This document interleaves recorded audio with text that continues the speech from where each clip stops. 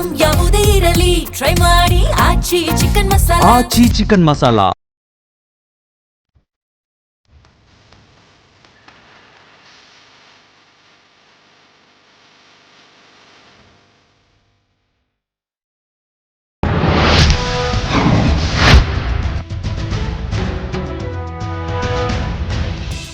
ನಮಸ್ಕಾರ. ಇವತ್ತಿನ ಮೆಗಾ ಸುದ್ದಿಯಲ್ಲಿ ಒಂದು ಪ್ರಮುಖ ವಿಚಾರವನ್ನು ತಗೊಂಡು ನಿಮ್ಮ ಮುಂದೆ ನಾವು ಹಾಜರಾಗಿದ್ದೇವೆ. ಯಾವುದೇ ಆಡಳಿತ ಸರ್ಕಾರ ಅಂದರೆ ಕೇಂದ್ರವೇ ಆಗಿರಲಿ ರಾಜ್ಯವೇ ಆಗಿರಲಿ ಯೋಚನೆ ಹಾಗೂ ಯೋಜನೆಗಳನ್ನು ಸ್ವಾಗತಿಸೋಣ. ಯಾವುದೋ ಒಂದು ಸದುದ್ದೇಶದಿಂದ ಮಾಡಿದ್ದಾರೆ ಅಂತ ಅಂದ್ಕೊಳ್ಳೋಣ. ಆದರೆ ಒಂದು ಪ್ರೀ ಪ್ಲ್ಯಾನ್ ಮುಂದೇನಾಗುತ್ತೆ ಅನ್ನುವಂಥ ಭವಿಷ್ಯದ ಅರಿವಿಲ್ಲ ಅಂದಾಗ ಹೊಸ ಹೊಸ ಅಡಾಪ್ಷನ್ಗಳನ್ನು ಮಾಡ್ಕೊಳ್ತಾ ಹೋಗಬೇಕಾಗತ್ತೆ. ಗಿವ್ ಇಟ್ ಅಪ್ ಅನ್ನುವಂಥ ಪಾಲಿಸಿ ಈಗ ರಾಜ್ಯ ಸರ್ಕಾರ ಮುಂದಾಗಿದೆ ಅನ್ನೋದು ಇವತ್ತಿನ ನಮ್ಮ ವಿಷಯ. 2023ರ ಚುನಾವಣಾ ಪೂರ್ವ ಸನ್ನಿವೇಶವನ್ನು ಒಂದು ಸಲ ನಾನು ರೀಕಾಲ್ ಮಾಡ್ತೀನಿ, ನೆನಪಿಸ್ಕೊಳ್ಳೋಣ. ಇದೇ ಮುಖ್ಯಮಂತ್ರಿ ಸಿದ್ದರಾಮಯ್ಯನವರು ಆಡಳಿತ ಪಕ್ಷದ ಕೆಲ ನಾಯಕರು ಆಗ ಚುನಾವಣೆ ನಡೆಸುವಂತಹ ಒಂದಷ್ಟು ಸನ್ನಿವೇಶದಲ್ಲಿ ಕಾಕಾ ಪಾಟೀಲ್ ನಿನಗೂ ಫ್ರೀ, ಮಾದೇವಪ್ಪ ನಿನಗೂ ಫ್ರೀ, ಗ್ಯಾರಂಟಿ ಯೋಜನೆಗಳ ಕುರಿತಂತೆ ಕಾಂಗ್ರೆಸ್ ನಾಯಕರು ಆಡಿದಂತಹ ಭಾಷಣದ ಪರಿ ಇದು.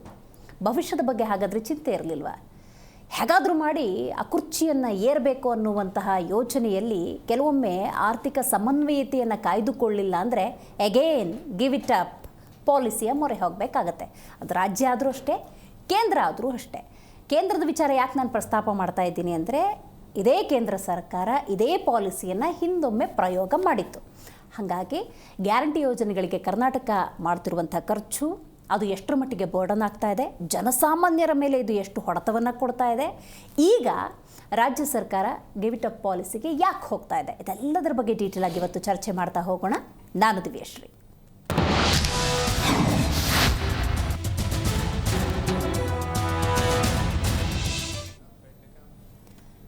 ಕೆಲವೊಂದು ಸೂತ್ರಗಳನ್ನು ಅನುಸರಿಸಬೇಕಾಗತ್ತೆ, ಇಲ್ಲ ಅಂತ ಹೇಳೋದಕ್ಕೆ ಆಗೋದಿಲ್ಲ. ಯಾಕಂತ ಹೇಳಿದ್ರೆ ಯಾವಾಗ ಆರ್ಥಿಕವಾಗಿ ಸಮನ್ವಯತೆಯನ್ನು ಸಾಧಿಸೋದಕ್ಕೆ ಸಾಧ್ಯ ಆಗ್ತಾ ಇಲ್ಲ, ಆದಾಯದ ಕ್ರೋಢೀಕರಣಕ್ಕೆ ಮೂಲವೇ ಸಿಗ್ತಾ ಇಲ್ಲ, ಅಯ್ಯಯ್ಯೋ ಇನ್ನೆಲ್ಲಿ ಆರ್ಥಿಕತೆಯನ್ನು ನಿಭಾಯಿಸೋದು ಕಷ್ಟವಾಗುತ್ತೆ ಅನ್ನುವಂಥ ಸನ್ನಿವೇಶದಲ್ಲಿ ಪಾಲಿಸಿಗಳನ್ನು ಫಾಲೋ ಮಾಡಿ. ಗಿವ್ ಇಟ್ ಅಪ್ಪೋ ಬೇಕಾದವ್ರು ತಗೊಳ್ಳಿ, ಬೇಡದವ್ರು ಬಿಡಿ ಅಂತಾನೋ. ಬಟ್ ಪೂರ್ವ ತಯಾರಿ ಅನ್ನೋದು ಸರಿಯಾಗಿಲ್ಲ ಅಂತ ಹೇಳಿದ್ರೆ ಬಹಳ ಕಷ್ಟ. ನೀವು 2023ರ ಚುನಾವಣೆಯ ಸಂದರ್ಭದಲ್ಲಿ ಬಹಳ ದೊಡ್ಡ ಘೋಷಣೆಗಳನ್ನು ಗ್ಯಾರಂಟಿ ವಿಚಾರದಲ್ಲಿ ಮಾಡಿದಾಗ ಪ್ರತಿಪಕ್ಷಗಳನ್ನು ಬಿಟ್ಟಾಕೋಣ, ಅವರು ಪ್ರತಿಪಕ್ಷ ರಾಜಕೀಯ ಮಾಡ್ತಾರೆ. ಆರ್ಥಿಕ ತಜ್ಞರು ಅಂತ ಒಂದಷ್ಟು ಮಂದಿ ಇದ್ದರು, ಅವರವತ್ತೇ ಇದನ್ನೆಲ್ಲ ಉಲ್ಲೇಖ ಮಾಡಿದರು. ಬರ್ಡನ್ ಆಗುವಂಥ ಸಾಧ್ಯತೆ ಇರುತ್ತೆ. ನೀವು 5 ಪಂಚ ಗ್ಯಾರಂಟಿ ಯೋಜನೆಗಳನ್ನು ಇಟ್ಕೊಂಡಿದ್ದೀರಿ, ಏಕಕಾಲಕ್ಕೆ ಅದನ್ನು ಅನುಷ್ಠಾನಕ್ಕೆ ತರೋದಕ್ಕೆ ಹೋಗಬೇಡಿ, ವರ್ಷಕ್ಕೆ ಒಂದು ಮಾಡ್ಕೊಳ್ಳಿ, ಇಲ್ ಬಿ ಈಸಿ, ಈ ಥರದ ಒಂದಷ್ಟು ಸಲಹೆಗಳನ್ನು ಕೊಟ್ಟಿದ್ರು. ಆದರೆ ಪ್ರತಿಷ್ಠೆಗೆ ಬಿದ್ದಂಗೆ ಕಾಣ್ತು ಕಾಂಗ್ರೆಸ್. ಸೊ 5 ಒಂದೇ ಸತಿ ಕರಕ್ಕೆ ಹೋಗಿ ಎಡವಿ ಬಿದ್ದಂಗೆ ಕಾಣ್ತಾ ಇದೆ. ಸೊ ಹಾಗಾಗಿ ಈಗ ಮೋದಿ ಸೂತ್ರವನ್ನು ಅನುಸರಿಸುವುದಕ್ಕೆ ಸರ್ಕಾರ ಮುಂದಾಗಿದೆ. ಹಾಗಂತ ಮೋದಿ ಅನುಸರಿಸಿರುವುದು ಬಹಳ ದೊಡ್ಡ ಸೂತ್ರ, ಒಳ್ಳೆ ಸೂತ್ರ ಅಂತ ಅಲ್ಲ. ಅವರು ಎಡವಿದ್ರು, ಅವರು ಈ ಸೂತ್ರವನ್ನು ಅನುಸರಿಸಬೇಕಾಯಿತು. ಈಗ ರಾಜ್ಯ ಸರ್ಕಾರ ಕೂಡ ಅದೇ ಸೂತ್ರದ ಮೊರೆ ಹೋಗಿದೆ. ಈ ಗ್ಯಾರಂಟಿ ಯೋಜನೆಗಳು ಅಂದಾಗ 50,000 ಕೋಟಿಗೂ ಹೆಚ್ಚು ಹಣವನ್ನು ವಿನಿಯೋಗಿಸೋದ್ರಿಂದಾಗಿ ಆಗುವಂಥ ಬರ್ಡನನ್ನು ಕಡಿಮೆ ಮಾಡೋದಕ್ಕೆ ಈಗ ತೆಗೆದುಕೊಂಡಿರುವಂಥ ನಿರ್ಧಾರ give it up policy. Right. ಹಾಗಾದರೆ ನೋಡಿ, ವೆಚ್ಚದ ಹಣವನ್ನು ನಾವು ನೋಡ್ತಾ ಹೋಗೋದಾದರೆ ಗೃಹಲಕ್ಷ್ಮಿ ವಿಚಾರಕ್ಕೆ ಬರೋಣ. ನೋಡಿ, 59,863 ಕೋಟಿ. ಫಲಾನುಭವಿಗಳೆಷ್ಟು? 1,24,10,629 ಜನ. ಗೃಹಜ್ಯೋತಿ 22,839 ಕೋಟಿ.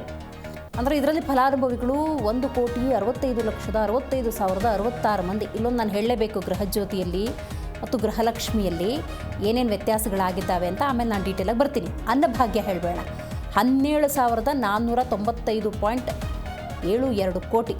ಇಲ್ಲಿ ಫಲಾನುಭವಿಗಳು ಸ್ವಲ್ಪ ಜಾಸ್ತಿ ಇದ್ದಾರೆ, 4,53,72,209. ಶಕ್ತಿ ಯೋಜನೆ ಬಸ್ಸಲ್ಲಿ ಸಂಚಾರ ಮಾಡೋದು, ಇಲ್ಲಿ ವೆಚ್ಚ ಆಗೋದು 17,303 ಕೋಟಿ. ನೋಡಿ, ಬಹಳ ಮುಖ್ಯವಾಗಿ ನೀವು ಗಮನಿಸಬೇಕು, ಬಹಳಷ್ಟು ಜನ ಪ್ರಯಾಣವನ್ನು ಮಾಡ್ತಾ ಇದ್ದಾರೆ. ನಿತ್ಯ ಗಾರ್ಮೆಂಟ್ಸ್ಗೆ ಹೋಗೋ ಮಹಿಳೆಯರಿಂದ ಹಿಡಿದು ಬಹಳಷ್ಟು ಜನ ಪ್ರಯಾಣವನ್ನು ಮಾಡ್ತಾ ಇದ್ದಾರೆ. ಯುವ ನಿಧಿಯಲ್ಲಿ 912 ಕೋಟಿ, 3,08,267 ಜನ ಇದರ ಫಲಾನುಭವಿಗಳಾಗಿದ್ದಾರೆ. ಸೊ ಒಟ್ಟಾರೆ ಎಷ್ಟು ವೆಚ್ಚವಾಗುತ್ತೆ ಅಂತ ನಾವು ನೋಡ್ತಾ ಹೋಗೋದಾದರೆ ಇಟ್ ಈಸ್ ಹ್ಯೂಜ್. 1,18,433 ಕೋಟಿ. ಅಪ್ರಾಕ್ಸಿಮೇಟ್ಲಿ ಪ್ಲ್ಯಾನ್ ಆವಾಗ ಎಷ್ಟು ಹೇಳಿ ಹಾಕ್ಕೊಂಡಿದ್ದು 52,000ದಿಂದ 56,000 ಕೋಟಿ. ಆದರೆ ಇಲ್ಲಿ ಪ್ಲ್ಯಾನ್ಗಳನ್ನು ನೀವು ನೋಡ್ತಾ ಹೋಗೋದಾದರೆ ಎಷ್ಟರ ಮಟ್ಟಿಗೆ ದ್ವಿಗುಣ ಆಗಿದೆ ಅನ್ನೋದನ್ನು ಗಮನಿಸ್ಬೋದು. ಯಾಕಂತ ಹೇಳಿದ್ರೆ ಯಾವುದೇ ಪ್ಲ್ಯಾನ್ನ ಹಾಕ್ಕೊಂಡ್ರೆ ಅದನ್ನ ಇಂಪ್ಲಿಮೆಂಟೇಷನ್ ಅಂದರೆ ಅದಷ್ಟು ಸುಲಭ ಸಾಧ್ಯ ಅಲ್ಲವೇ ಅಲ್ಲ. ಯಾಕಂತ ಹೇಳಿದ್ರೆ ಇದುವರೆಗೂ ಒಂದು ರಾಜ್ಯ ಅಂದಾಗ ಅದರದ್ದೇ ಅಂತಹ ಪಾಲಿಸಿಗಳನ್ನು ಹಾಕೊಂಡಿರುತ್ತೆ. ಏಕಾಏಕಿ ಇಂಥ ಯೋಜನೆಗಳು ಹ್ಯೂಜ್ ಇನ್ವೆಸ್ಟ್ಮೆಂಟು ಅಂತ ಹೇಳಿದ್ರೆ ಅದಷ್ಟು ಸುಲಭ ಅಲ್ಲ. ಹಾಗಾಗಿ ಸರ್ಕಾರ ಎಲ್ಲಿ ಎಡವಿದೆ ಅನ್ನೋದನ್ನು ಅರ್ಥ ಮಾಡ್ಕೋಬೇಕು. ಅವತ್ತು ಕೂಡ ಆರ್ಥಿಕ ತಜ್ಞರು ಹಲವು ಸಲಹೆಗಳನ್ನು ಕೊಟ್ಟರು. ನೀವು ಶಕ್ತಿ ಯೋಜನೆ ಮಾಡ್ತೀರಾ, ಮಹಿಳೆಯರಿಗೆ ಕೊಡ್ತೀರಾ, ಹಿರಿಯ ಮಹಿಳೆಯರಿಗೆ ಕೊಡಿ. ಇನ್ನು ವಿದ್ಯಾರ್ಥಿನಿಯರು ಯಾರು ವಿದ್ಯಾಭ್ಯಾಸ ಮಾಡ್ತಿದ್ದಾರೆ ಅವ್ರಿಗೆ ಕೊಡಿ. It will be easy. ಮತ್ತು ಆರ್ಥಿಕ ಬರ್ಡನ್ ಅಂತೇನಿದೆ ಅದನ್ನು ಕಡಿಮೆ ಮಾಡ್ಬೋದು ಅಂತ. ಸೊ ಆ ಸಲಹೆಯನ್ನೇನು ಸ್ವೀಕರಿಸಲಿಲ್ಲ. ಎಲ್ರಿಗೂ ಫ್ರೀ, ಎಲ್ಲರೂ ಬಸ್ ಹತ್ಬೋದು, ಎಲ್ಲರೂ ಇಳಿಬೋದು. ಇದಕ್ಕೊಂದು ಎಕ್ಸಾಂಪಲ್ ಹೇಳ್ತೀನಿ. ಈ ಹಿಂದೆ ಇದೇ ನಮ್ಮ ಜೀ ಕನ್ನಡ ನ್ಯೂಸಲ್ಲಿ ಒಂದು ವರದಿಯನ್ನು ಮಾಡಿದ್ವಿ. ಒಬ್ಬ ಮುಸ್ಲಿಂ ಮಹಿಳೆ ಶಾರದಮ್ಮನೋ ಗಂಗಮ್ಮನೋ ಆ ಆಧಾರ್ ಕಾರ್ಡ್ ಇಟ್ಕೊಂಡು ಪ್ರಯಾಣ ಮಾಡ್ತಾಯಿದ್ಲು. ನೋಡಿದ್ರೆ ಹೆಂಗೆ ಮಿಸ್ಯೂಸ್ ಆಗುತ್ತೆ ಅಂತ. ಗೃಹಲಕ್ಷ್ಮಿ ಬಗ್ಗೆ ಉಲ್ಲೇಖ ಮಾಡ್ತೀವಿ. ಸತ್ತವರ ಅಕೌಂಟಿಗೆ ಹಣ ಹೋಗಿದೆ ಸ್ವಾಮಿ, ಆ ಮಹಿಳೆಯರ ಬದುಕೇ ಇಲ್ಲ, ಅವ್ರ ಅಕೌಂಟಿಗೆ ಹಣ ಹೋಗುತ್ತೆ ಅನ್ನೋದಾದರೆ ಕೋಟ್ಯಾಂತರ ರೂಪಾಯಿ 70ರಿಂದ 80 ಕೋಟಿ ಹಣ ಪೋಲಾಗಿದೆ ಅನ್ನೋದಾದರೆ ಏನು ಇವರು ಸಿದ್ದರಾಮಯ್ಯನವ್ರ ಮನೆಯಿಂದ ತಂದು ಕೊಡ್ತಾರಾ ಅಥವಾ ಡಿ ಕೆ ಶಿವಕುಮಾರ್ ಅವ್ರ ಮನೆಯಿಂದ ತಂದು ಕೊಡ್ತಾರಾ? ಇದು ಜನರ ದುಡ್ಡು ಜನರಿಗೆ ಹೋಗಬೇಕು. ಆದರೆ ಇಲ್ಲೂ ಕೂಡ ವ್ಯತ್ಯಾಸಗಳಾಗುತ್ತೆ ಅಂದರೆ ಯೋಚನೆ ಮಾಡಬೇಕಾಗತ್ತೆ. ಗೃಹಜ್ಯೋತಿ ಅಂತ ಸಂದರ್ಭದಲ್ಲಿ ಅಫ್ಕೋರ್ಸ್ ಯಾವ್ಯಾರ ಮನೇಲಿ ಮೀಟ್ರ್ ಇರುತ್ತೆ ಅವರು ಗೃಹ ಜ್ಯೋತಿ ಒಳಗೆ ಬರ್ತಾರೆ, ಅವ್ರಿಗೆ ಸಿಗುತ್ತೆ. ಕೆಲವೊಂದು ಸಂದರ್ಭದಲ್ಲಿ 2-3 ಮನೆ 2-2 ಮೀಟ್ರ್ ಇಟ್ಕೊಂಡು ಆ ಗೃಹ ಜ್ಯೋತಿಯ ಫಲಾನುಭವಿಗಳಾದವರ ಸಂಖ್ಯೆ ಕೂಡ ಇದೆ. ಅಂದರೆ ಎಲ್ಲೆಲ್ಲಿ ಅವಕಾಶ ಸಿಗುತ್ತೆ ಅದನ್ನು ಪಡ್ಕೊಳ್ಳುವಂತಹ ಕೆಲವೊಂದು ಟ್ಯಾಕ್ಟಿಕ್ಸ್ಗಳು. ಬಟ್ ಇಂಥ ಯೋಜನೆಗಳನ್ನು ಅನುಷ್ಠಾನಕ್ಕೆ ತರಬೇಕಾದ್ರೆ ನೀವು ಆರ್ಥಿಕ ತಜ್ಞರ ಜೊತೆ ಸಲಹೆ ಸ್ವೀಕಾರ ಮಾಡಿಲ್ಲ ಅಂತ ಹೇಳಲ್ಲ. ಬಟ್ ಸರಿಯಾದ ರೀತಿಯಲ್ಲಿ ಇಂಪ್ಲಿಮೆಂಟ್ ಆಗಿಲ್ಲ ಅನ್ನೋದಾದರೆ ಗಿವಿಟ್ ಅಪ್ ಪಾಲಿಸಿಗಳು ಖಂಡಿತವಾಗ್ಲೂ ಬರ್ತವೆ. ಅದನ್ನು ನೀವು ಕೂಡ ಅನುಸರಿಸಬೇಕಾಗತ್ತೆ. ಅದನ್ನು ಮೋದಿಯವರು ಮಾಡಿದ್ರು, ಇವತ್ತು ಸಿದ್ದರಾಮಯ್ಯನವರು ಕೂಡ ಮಾಡ್ತಾ ಇದ್ದಾರೆ. ರೈಟ್, ಇದ್ರ ಬಗ್ಗೆ ಮಾತಾಡಲಿಕ್ಕೆ ಮೊದಲನೇದಾಗಿ ನಮ್ಮ ಕಾರ್ಯಕ್ರಮದಲ್ಲಿ ರಾಜಕೀಯ ಚಿಂತಕರಾಗಿರುವಂತಹ ಜಯಸಿಂಹ ಅವರಿದ್ದಾರೆ. ಸರ್ ನಮಸ್ಕಾರ. ಇನ್ನು ಆರ್ಥಿಕ ತಜ್ಞರು ಡಾಕ್ಟರ್ ರಾಘವೇಂದ್ರ ಶ್ಯಾಮಲೀಲಾ ಅವರಿದ್ದಾರೆ. ನಮಸ್ಕಾರ. ಇನ್ನು ರೈತ ಮುಖಂಡರು ನಾರಾಯಣ ರೆಡ್ಡಿ ಅವರಿದ್ದಾರೆ. ನಮಸ್ಕಾರ ಸರ್. ಓಕೆ, ಜಯಸಿಂಹ ಅವರೇ ಹೇಳಿ, ಅವತ್ತು 2023 ಚುನಾವಣಾ ಪೂರ್ವದಲ್ಲಿ ಚುನಾವಣೆಯನ್ನು ಮಾಡೋದಕ್ಕೆ, ಜನರ ಮತವನ್ನು ಗಳಿಸೋದಕ್ಕೆ ಕಾಕಾ ಪಾಟೀಲ್ ನಿನಗೂ ಫ್ರೀ, ಮಾದೇವಪ್ಪ ನಿನಗೂ ಫ್ರೀ ಅಂತ ಹೇಳಿದರು. ರೈಟ್, ಜನ ಅದನ್ನು ನಂಬಿದ್ರು, ಬಹಳ ದೊಡ್ಡ ಮ್ಯಾಂಡೇಟನ್ನು ಕೊಟ್ಟರು. ಇವತ್ತು ಹೆಂಗಿದೆ ಅಂತ ಹೇಳಿದ್ರೆ ಯಾರಿಗೆಲ್ಲ ಬೇಡ ಅಂತ ಅನಿಸುತ್ತೆ, ಯಾರು ಆರ್ಥಿಕವಾಗಿ ಸಬಲರಿದ್ದಾರೆ ಬೇಡ ಅಂತ ಹೇಳಿ ಅವರೇ ಸ್ವ ಇಚ್ಛೆಯಿಂದ ಹೊರಗೆ ಬರೋದು ಈ ಯೋಜನೆಗಳಿಂದ ಅನ್ನುವಂಥ ತೀರ್ಮಾನಕ್ಕೆ ಬರೋ ಹಂಗೆ ಕಾಣ್ತಾ ಇದೆ. ಏನು ಅನಿಸುತ್ತೆ ಇದು ನೋಡಿದ್ರೆ ಈ ಡೆವಲಪ್ಮೆಂಟ್ನ? ಇದು ಡೆವಲಪ್ಮೆಂಟ್ ಭಾಳ ಸ್ವಾಗತಾರ್ಹದ ವಿಚಾರ. ಮತ್ತು ಆರ್ಥಿಕವಾದ ಹಿಂದುಳಿದಂಥ ವ್ಯಕ್ತಿಗಳು ಮಾತ್ರ ಇದು ಗ್ಯಾರಂಟಿ ಯೋಜನೆಗಳು ಕೊಡಬೇಕು ಅಂತ ಸರ್ಕಾರ ಒಂದು ಒಳ್ಳೆಯ ನಿರ್ಧಾರ ತಗೊಂಡಿತ್ತು. ಆದರೆ ಇಲ್ಲಿ ದುರುಪಯೋಗನ ಜಾಸ್ತಿ ಆಗ್ತಾಯಿದೆ. ಈ 70% ಬಡತನ ರೇಖೆಗಿಂತ ಕೆಳಗಡೆ ಇರುವಂಥ ನಮ್ಮ ರಾಜ್ಯ 30% ಇರುವಂಥ ಒಂದು ಸಂಪನ್ಮೂಲ ಇರುವಂಥ ವ್ಯಕ್ತಿಗಳನ್ನು ಗ್ಯಾರಂಟಿ ಯೋಜನೆಗಳನ್ನು ಅನುಭವಿಗಳಾಗಿದ್ದಾರೆ. ಸರ್ಕಾರಿ ನೌಕರರಾಗಿರ್ಬೋದು, ಸಾಫ್ಟ್ವೇರ್ ಇಂಜಿನಿಯರ್ ಆಗಿರ್ಬೋದು, ದೊಡ್ಡ ದೊಡ್ಡ ಉದ್ಯಮಗಳಲ್ಲಿ ಕೆಲಸ ಮಾಡುವಂಥ ಒಂದು ಉದ್ಯೋಗಿಗಳು ಈ ಒಂದು ಯೋಜನೆಗಳನ್ನು ಫಲಾನುಭವಿಗಳಾಗಿ ಇದ್ದಾರೆ. ಇದು ಸರ್ಕಾರಕ್ಕೆ ಭಾಳ ದೊಡ್ಡ ಆರ್ಥಿಕ ಹೊರೆಯನ್ನು ಉಂಟು ಮಾಡಿದೆ. ಈ ಸಂಬಂಧ ಸರ್ಕಾರವೇ ಈಗ ಹಿಂದೆ ಮೋದಿಯವರು ಗ್ಯಾಸ್ ಬಗ್ಗೆ ಒಂದು ತೀರ್ಮಾನ ತಗೊಂಡು ಅದನ್ನು ಸಬ್ಸಿಡಿ ರೂಪದಲ್ಲಿ ವಾಪಸ್ ಕೊಟ್ಬಿಡಿ ಅಂತ ಹೇಳಿದ್ರು. ಭಾಳ ಜನ ಅದನ್ನು ಅನುಕರಿಸಿ ಮಾಡಿದರು. ಅದೇ ರೀತಿ ಜನಗಳು ಸ್ವಯಂ ಪ್ರೇರಿತರಾಗಿ ಈ ಯೋಜನೆಗಳು ನಿಜವಾದ ಫಲಾನುಭವಿಗಳು ಸಿಗಬೇಕು ಮತ್ತು ಬಡವರಿಗೆ ಸಿಗಬೇಕು ಅನ್ನೋ ಒಂದು ನಿಟ್ಟಿನಲ್ಲಿ ಯೋಚನೆ ಮಾಡಿ ಈ ಸರ್ಕಾರ ಮಾಡಿರುವಂಥ ಒಂದು ಏನು ನಿರ್ಧಾರ ತಗೊಳ್ಳಿದೆ, ಈ ವಾಪಸ್ ಕೊಡುವಂಥ ಯೋಜನೆ, ಅದನ್ನು ಜಾರಿಗೆಗೊಳಿಸಿದ್ರೆ ಭಾಳ ಉತ್ತಮ ಅಂತ ಅನಿಸ್ತಾ ಇದೆ. ರೈಟ್, ಆರ್ಥಿಕವಾಗಿ ಏನೋ ವ್ಯತ್ಯಾಸ ಆಗ್ತಾ ಇದೆ ಅನ್ನೋಂಥ ಅರಿವು ಸರ್ಕಾರಕ್ಕೆ ಬಂದಂಗೆ ಕಾಣ್ತಾ ಇದೆ. ಸರ್ಕಾರಕ್ಕೆ ನಿಜವಾಗ್ಲೂ ಅನಿಸಿದೆ, ಅನುಭವ ಆಗಿದೆ. 4,63,000 ಕೋಟಿ ಕರ್ನಾಟಕ ರಾಜ್ಯದ ಒಂದು ಬಡ್ಜೆಟ್ಟು.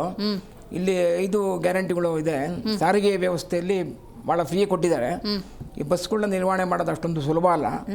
ಟೈರ್ ಆಗಿರ್ಬೋದು, ಅದಕ್ಕೆ ಡೀಸೆಲ್ ಆಗಿರ್ಬೋದು, ಮತ್ತು ಅದಕ್ಕೆ ಚಾಲಕರಿಗೆ ಸಂಬಳ ಇರ್ಬೋದು. ಇನ್ನು 7ನೇ ಆಯೋಗದ ವೇತನಗಳಿಂದ ಸರ್ಕಾರದ ನೌಕರರಿಗೆ BTMC ನೌಕರರಿಗೆ ಇನ್ನೂ ಕೊಟ್ಟಿಲ್ಲ.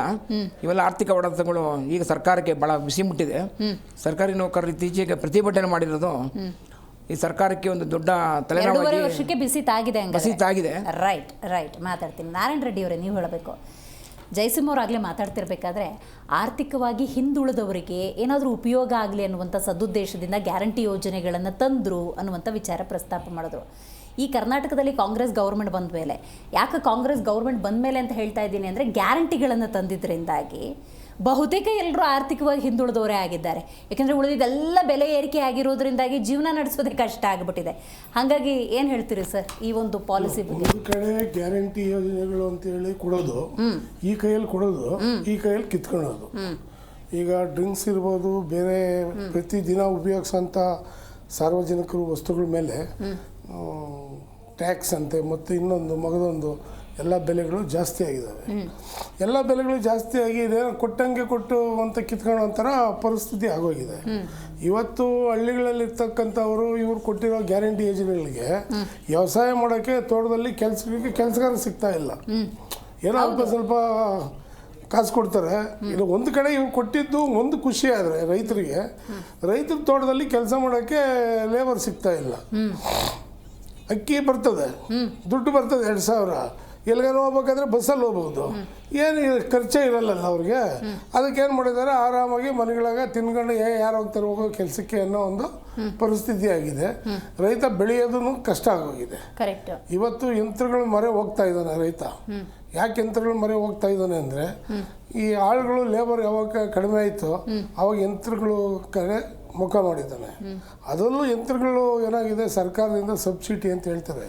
ರಿಯಲ್ ಇಫೆಕ್ಟ್ ಇರೋ 3 ಲಕ್ಷ ಗಾಡಿಗೆ 5 ಲಕ್ಷ ಅಂತಾರೆ. ಆಮೇಲೆ 1 ಲಕ್ಷ ಕಂಪ್ನಿ ಅಂತಾರೆ, 1 ಲಕ್ಷ ಸರ್ಕಾರದಾಗ ಯಾರು ಇರ್ತಾರೋ ಪಾಲುದಾರರು ಅವ್ರಿಗೆ ಹೋಗ್ತದೆ 5 ಲಕ್ಷದಲ್ಲಿ. ಅದು ರಿಯಲಿ 3 ಲಕ್ಷನೇ ರೇಟ್ ಇರೋದು. ಅದು ವಸ್ತು ಇರ್ಬೋದು, ಈಗ ಟ್ಯಾಕ್ಟ್ರ್ ಇರ್ಬೋದು, ಮಿನಿ ಟ್ಯಾಕ್ಟ್ರ್ ಇರ್ಬೋದು, ಬೇರೆ ಬೇರೆ ವಸ್ತುಗಳು ಇರೋದು.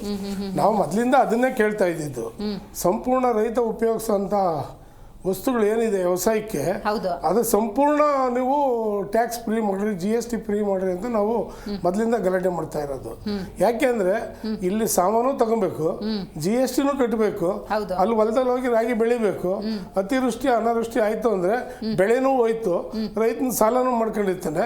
ಸಾಲಕ್ಕೆ ತೀರ್ಸೋಕ್ಕಾಗ್ದಿರ ಎಷ್ಟೋ ಜನ ಮಾನ ಮರ್ಯಾದೆಗೆ ಸಾವುತ್ತಾ ಇರ್ತಾರೆ. ಇನ್ನೆಷ್ಟೋ ಜನ ಪರವಾಗಿಲ್ಲ. ಅದರಲ್ಲಿ ಯಾರೋ ನಮ್ಮ ವಿಜಯ್ ಮಲ್ಯ ಅಂತವ್ರು ಆದರೆ ರೈತರೇ ಬಿಡೋ ವಿಜಯ್ ಮಲ್ಯ ಇಲ್ಲ ನಾವಿನ್ನೇನು ಅಂತೇಳಿ ಗಟ್ಟಿಗೆ ಇರೋನು ಇರ್ತಾನೆ, ಇಲ್ದಿದ್ದವ್ರು ನೇಣು ಹಾಕೊಂಡು ಸಾಯ್ತಾರೆ. ಇವತ್ತು ಆ ಪರಿಸ್ಥಿತಿ ಬಂದಿದೆ ರೈತರಿಗೆ. ಒಂದು ಕಡೆ ನಾವು ರೈತರ ಪರ ಅಂತ ಹೇಳ್ತಾರೆ, ಯಾರು ರೈತರ ಪರ ಇಲ್ಲ, ಯಾವ ಗೌರ್ಮೆಂಟು ಇಲ್ಲ. ನಾವು ಈ ಗೌರ್ಮೆಂಟ್ ಸರಿಯಾದ ಪಾಠ ಕಲಿಸ್ತೀವಿ ರೈತರು. ಓಪನ್ ಆಗಿ ಹೇಳ್ತೀನಿ, ಈ ಸರಿ ಹೆಚ್ಚು ಕಮ್ಮಿ ನಂದು 70,000 to 80,000 ಮೆಂಬರ್ಶಿಪ್ ಇದೆ ಕರ್ನಾಟಕದಲ್ಲಿ. ಅಷ್ಟು ಜನಕ್ಕೂ ನಾವು ಒಂದು ಟೀಮ್ ಮಾಡ್ಕೊಂಡು ಅಷ್ಟು ಜನನು ಇವ್ರು ವಿರುದ್ಧವಾಗಿ ಮತ ಮಾಡಬೇಕು ಅಂತಿದ್ದೀವಿ. ನಮ್ಮ ಆಯ್ಕೆ ಪಕ್ಷಾತೀತವಾಗಲ್ಲ ನಾವು ಮಾಡೋದು, ನಮಗೆ ಯಾರು ಹೆಲ್ಪ್ ಮಾಡ್ತಾರೆ ಅಂಥ ಪಕ್ಷದ ಕ್ಯಾಂಡಿಡೇಟ್ ನಾವು ಮಾಡಬೇಕು ಅಂತ ತೀರ್ಮಾನ ಮಾಡ್ಕೊಂಡಿದ್ದೀವಿ. Right, got it sir. Raghavendra sir, ನೀವು ಹೇಳಬೇಕು, 3 ವರ್ಷದ ಹಿಂದೆ ಈ ವಿಚಾರವನ್ನು ನಾವು ಮಾತಾಡಿದ್ವಿ. ಈಗ ಗ್ಯಾರಂಟಿ ಅಂತ ಹೇಳಿ ದೊಡ್ಡ ಮಟ್ಟದಲ್ಲಿ ಅನೌನ್ಸ್ಮೆಂಟ್ ಆದಾಗ ಇದು ಪಂಚವಾರ್ಷಿಕ ಯೋಜನೆಯಲ್ಲ, ಒಂದು ಯೋಜನೆಯನ್ನು ಯಾವುದೋ ಒಂದು ಗೌರ್ಮೆಂಟ್ ತರುತ್ತೆ ಅನ್ನೋದಾದರೆ ಅದು ಶಾಶ್ವತವಾದಂಥ ಯೋಜನೆಗಳು.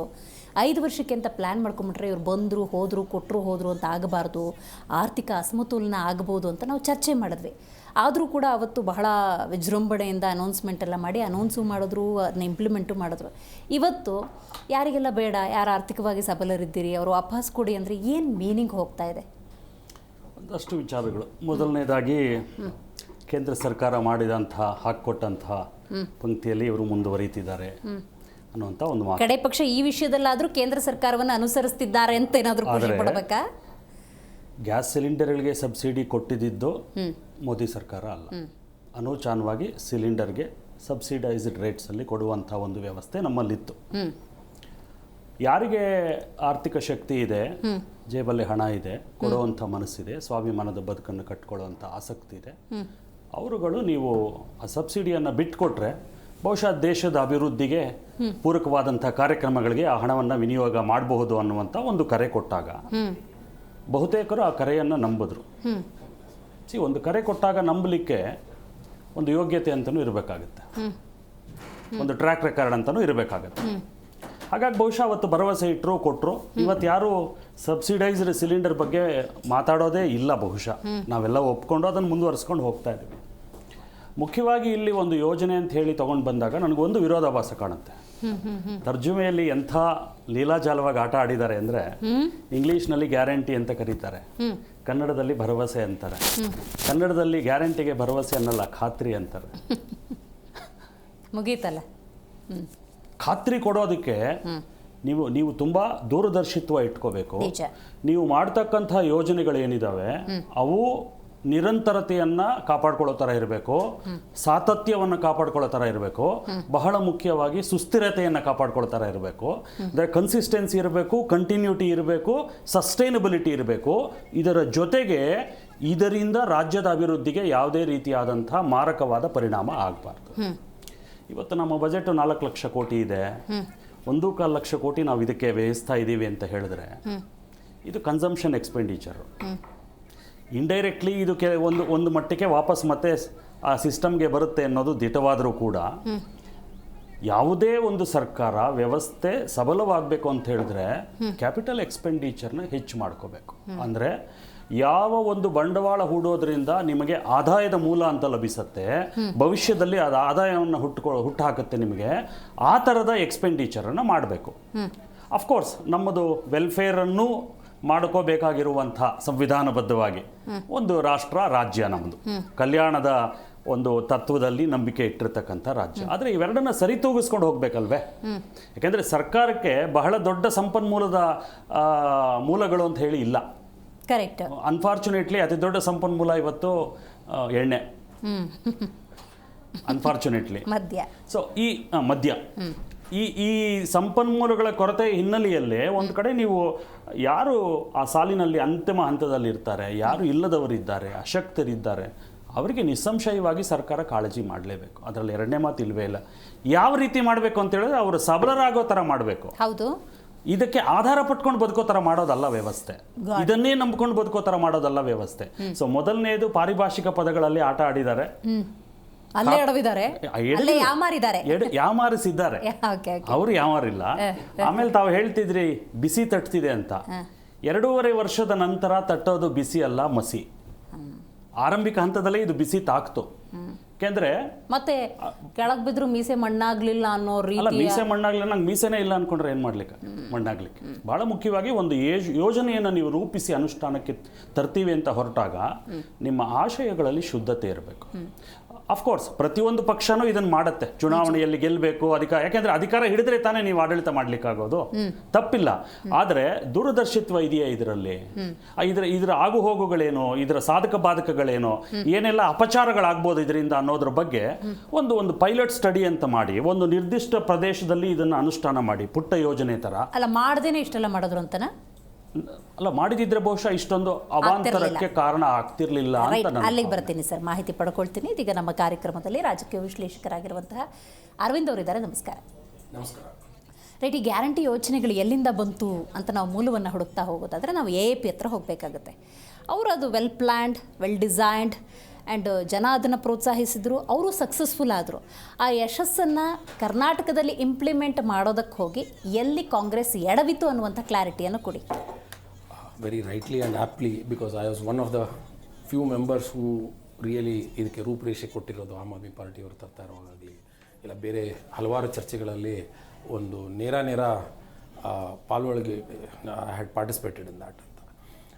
ಸಿ ಅಲ್ಲಿ ಮೊದಲಿಂದನೇ ಅವರು they had a very clear cut off. ಅವ್ರಿಗೆ ಕಟ್ ಆಫ್ ಹೇಗೆ ಮಾಡಿದ್ರು ಅಂತಂದರೆ, ಇವಾಗ ನಮ್ಮಲ್ಲಿ ಮೊದಲು ನೀರಿಗೆ ಸಬ್ಸಿಡಿ ಕೊಟ್ಟರು, ಪ್ರತಿ ಲೀಟ್ರಿಗೆ 1 ಪೈಸಾ ಅಂತ ಇಟ್ಕೊಂಡ್ರೆ, ಅಂದರೆ 1 ಕೋಟಿ ಲೀಟ್ರ್ ಯೂಸ್ ಮಾಡೋನಿಗೆ 1 ಲಕ್ಷ ಸಬ್ಸಿಡಿ ಬರುತ್ತೆ. ಅಂದರೆ ನಮ್ಮ MLA ಅಂತಲೇ ಇಟ್ಕೊಳ್ಳಿ, ಸೋಮಣ್ಣ ಅವ್ರು ಇರ್ಬೋದು, ಪ್ರಿಯಾ ಕೃಷ್ಣ ಇರ್ಬೋದು, ನಾನು ವಿಜಯನಗರ ಗೋವಿಂದರಾಜನಗರದಲ್ಲಿ ಬರ್ತಾ ಇರೋದ್ರಿಂದ ಅವ್ರ ಹೆಸರು ತಗೊಳ್ತೀವಿ. ಅದೇ ಬಡವನಿಗೆ ಅವ್ನು 10,000 ಲೀಟ್ರ್ ಯೂಸ್ ಮಾಡ್ತಾನೆ, ಅವನಿಗೆ 100 ರೂಪಾಯಿ ಸಬ್ಸಿಡಿ ತಲುಪುತ್ತೆ. ಓಕೆ, ಈ ರೀತಿಯ ವ್ಯವಸ್ಥೆ ಇಲ್ಲೆಲ್ಲ ಇತ್ತು. ಈಗ so called national political parties either BJP or Congress ಅದೇ ರೀತಿ ಕೊಟ್ಟಿರೋದು. ಆದರೆ ಆವಾಗ ಒಂದು ಹೊಸ ಚಿಂತನೆ ಆಯಿತು, ಹೊಸ ಒಂದು ರೀತಿಯಿಂದ ಅದಕ್ಕೆ ಅಡ್ರೆಸ್ ಮಾಡಲಾಯಿತು, ಆ್ಯಂಡ್ ಹೊಸ ತಲೆಗಳು ಬಂದಿತ್ತು. Internationally people were aiding people and then trying to decipher a better thing, and all around had a hopes. In fact Congress and BJPಯಲ್ಲಿರುವಂಥ ಒಳ್ಳೆ ತಲೆ ಕೂಡ ಹೆಲ್ಪ್ ಮಾಡೋಕ್ಕೆ ಬಂದಿರುವಂಥ ಒಂದು ಸನ್ನಿವೇಶ ಅದು.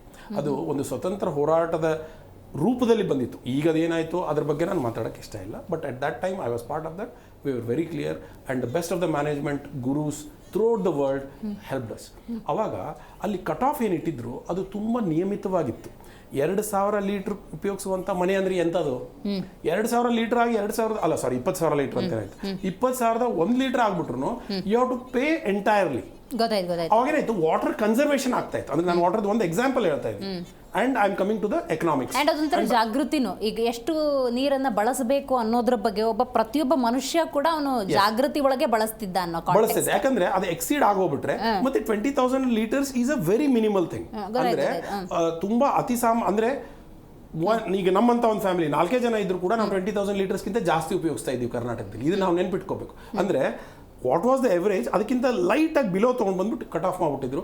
ಸೊ ನಮ್ಮಂಥ ಫ್ಯಾಮಿಲಿ ಕೂಡ 20,000 ಕೆಳಗಡೆ ಟಾರ್ಗೆಟ್ ಮಾಡುವಂಥ ಎನ್ಕರೇಜ್ಮೆಂಟ್ ಇತ್ತು. ನಿಮ್ಮ ಮಾತಲ್ಲಿ ನನಗೆ ಏನು ಅನಿಸ್ತು ಅಂದರೆ ಒಂದು ಸ್ಟಡಿ ಇತ್ತು ಅಂತ. Exactly, there was a theory, there was a synthesis and it has not come out of the blue. Definitely for Congress and BJP and the conventional political parties it was out of the blue. But it had a ಹಿನ್ನೆಲೆ ಇತ್ತು. ಅದಕ್ಕೆ ಒಂದು research type ಇತ್ತು, ಒಂದಿಷ್ಟು ಯೋಚನೆ ಮಾಡಿದ್ವಿ, ಚಿಂತನೆ ಆಗಿತ್ತು, ಚರ್ಚೆಗಳಾಗಿತ್ತು, all those things wonderful. And ಈ ಟ್ರಾವೆಲನ್ನು ಸಬ್ಸಿಡೈಸ್ ಮಾಡಬೇಕು ಅನ್ನೋದು ಕೂಡ ತುಂಬ ಸುದೀರ್ಘವಾಗಿ ಚರ್ಚೆ ಆಗಿಬಿಟ್ಟು ಅಲ್ಲಿ ಲೇಡೀಸ್ಗೆ ಅಂತ ಇಂಪ್ಲಿಮೆಂಟ್ ಮಾಡಿದ್ರಲ್ಲಿ ಅರ್ಥ ಆಯ್ತಲ್ವ. But there was a synthesis. Extra money was left out. ಅದನ್ನ ನಾವು ಯಾವ ರೀತಿ ಕೊಟ್ಟರೆ ಒಳ್ಳೇದು ಅಂತ ಹೇಳಿದ್ವಿ. ಅದರಲ್ಲಿ ನೀವು ಕಾಂಗ್ರೆಸ್ ಬಿಜೆಪಿ ಅವರಿದ್ರೆ ಅಡ್ವೈಸ್ ಕೊಡಬಾರ್ದು ಅಂತ ಇರಲಿಲ್ಲ.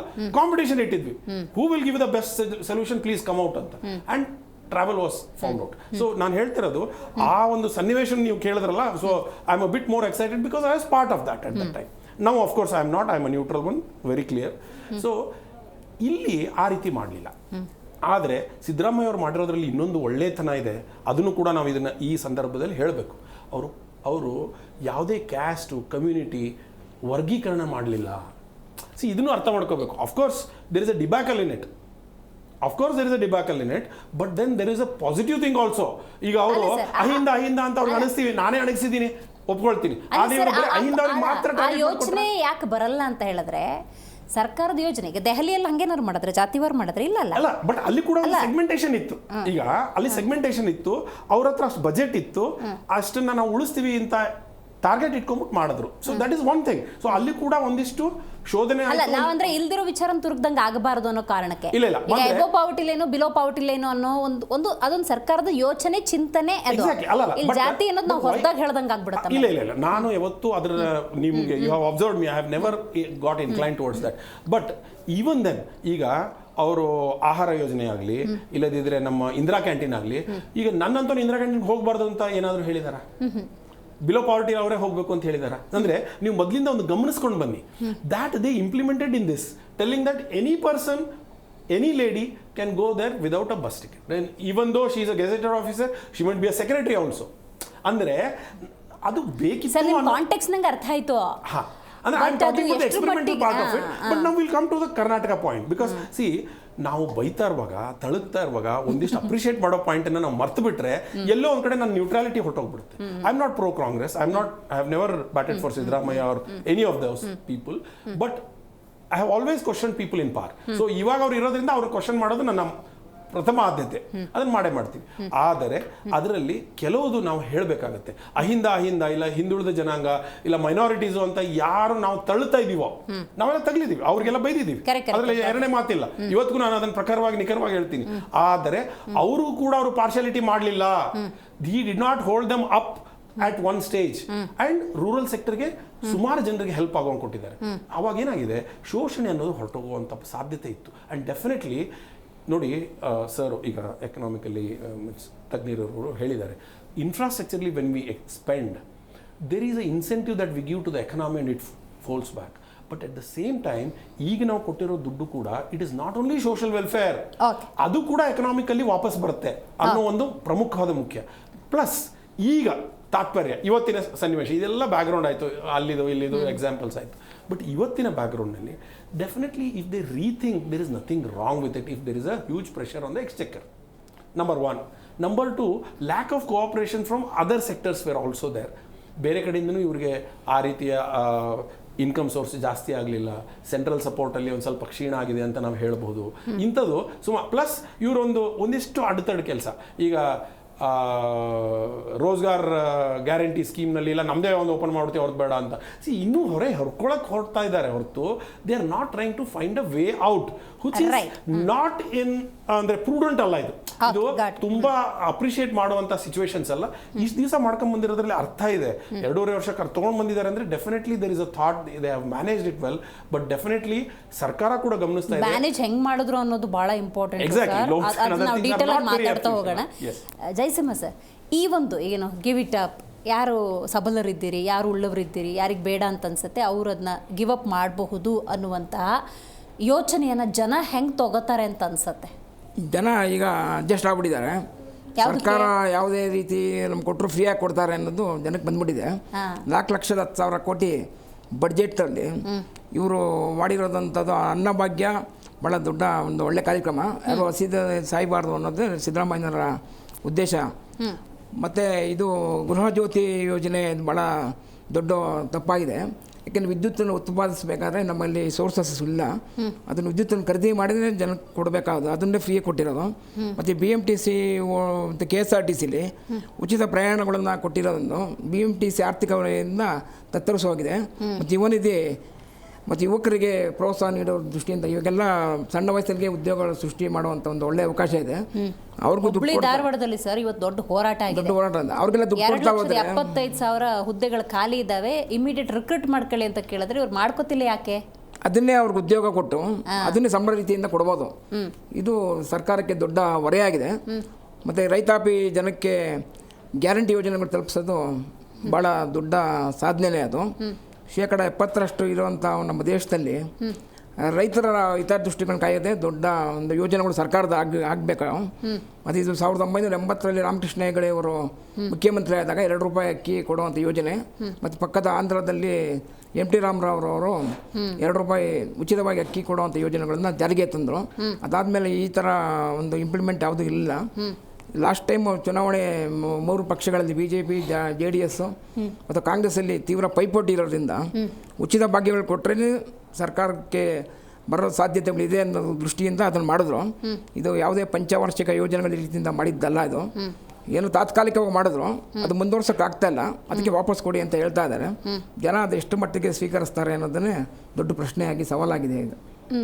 ಜನ ಇಂಥ ಮೂಮೆಂಟಲ್ಲಿ ಈಗ ಸರ್ ಮಾತಾಡ್ತಿದ್ರು, ನಾರಾಯಣ ರೆಡ್ಡಿ ಅವರು ಆಗಲೇ ಹೇಳ್ತಾ ಇದ್ರು, ರೈತರಿಗೆ ಅನ್ಯಾಯ ಆಗಿದೆ, ಅದಕ್ಕೆ ಹೆಂಗೆ ಪಾಠ ಕಲಿಸ್ಬೇಕು ಅಂತ ನಮಗೆ ಗೊತ್ತು ಅಂತ ಒಬ್ಬ ರೈತನಿಗೆ ಅನಿಸುತ್ತೆ ಅನ್ನೋದಾದರೆ, ರೈತ ಸಮುದಾಯಕ್ಕೆ ಅನಿಸುತ್ತೆ ಅನ್ನೋದಾದರೆ, ಜನ ಇವತ್ತು ಕೊಡ್ದಿರೋ ಪರಿಸ್ಥಿತಿಗೆ ತೊಗೊಂಡು ಹೋಗ್ತಾರೆ ಅಂತ ಆಗಲೇ ರಾಘವೇಂದ್ರ ಸರ್ ಹೇಳ್ತಿದ್ರು.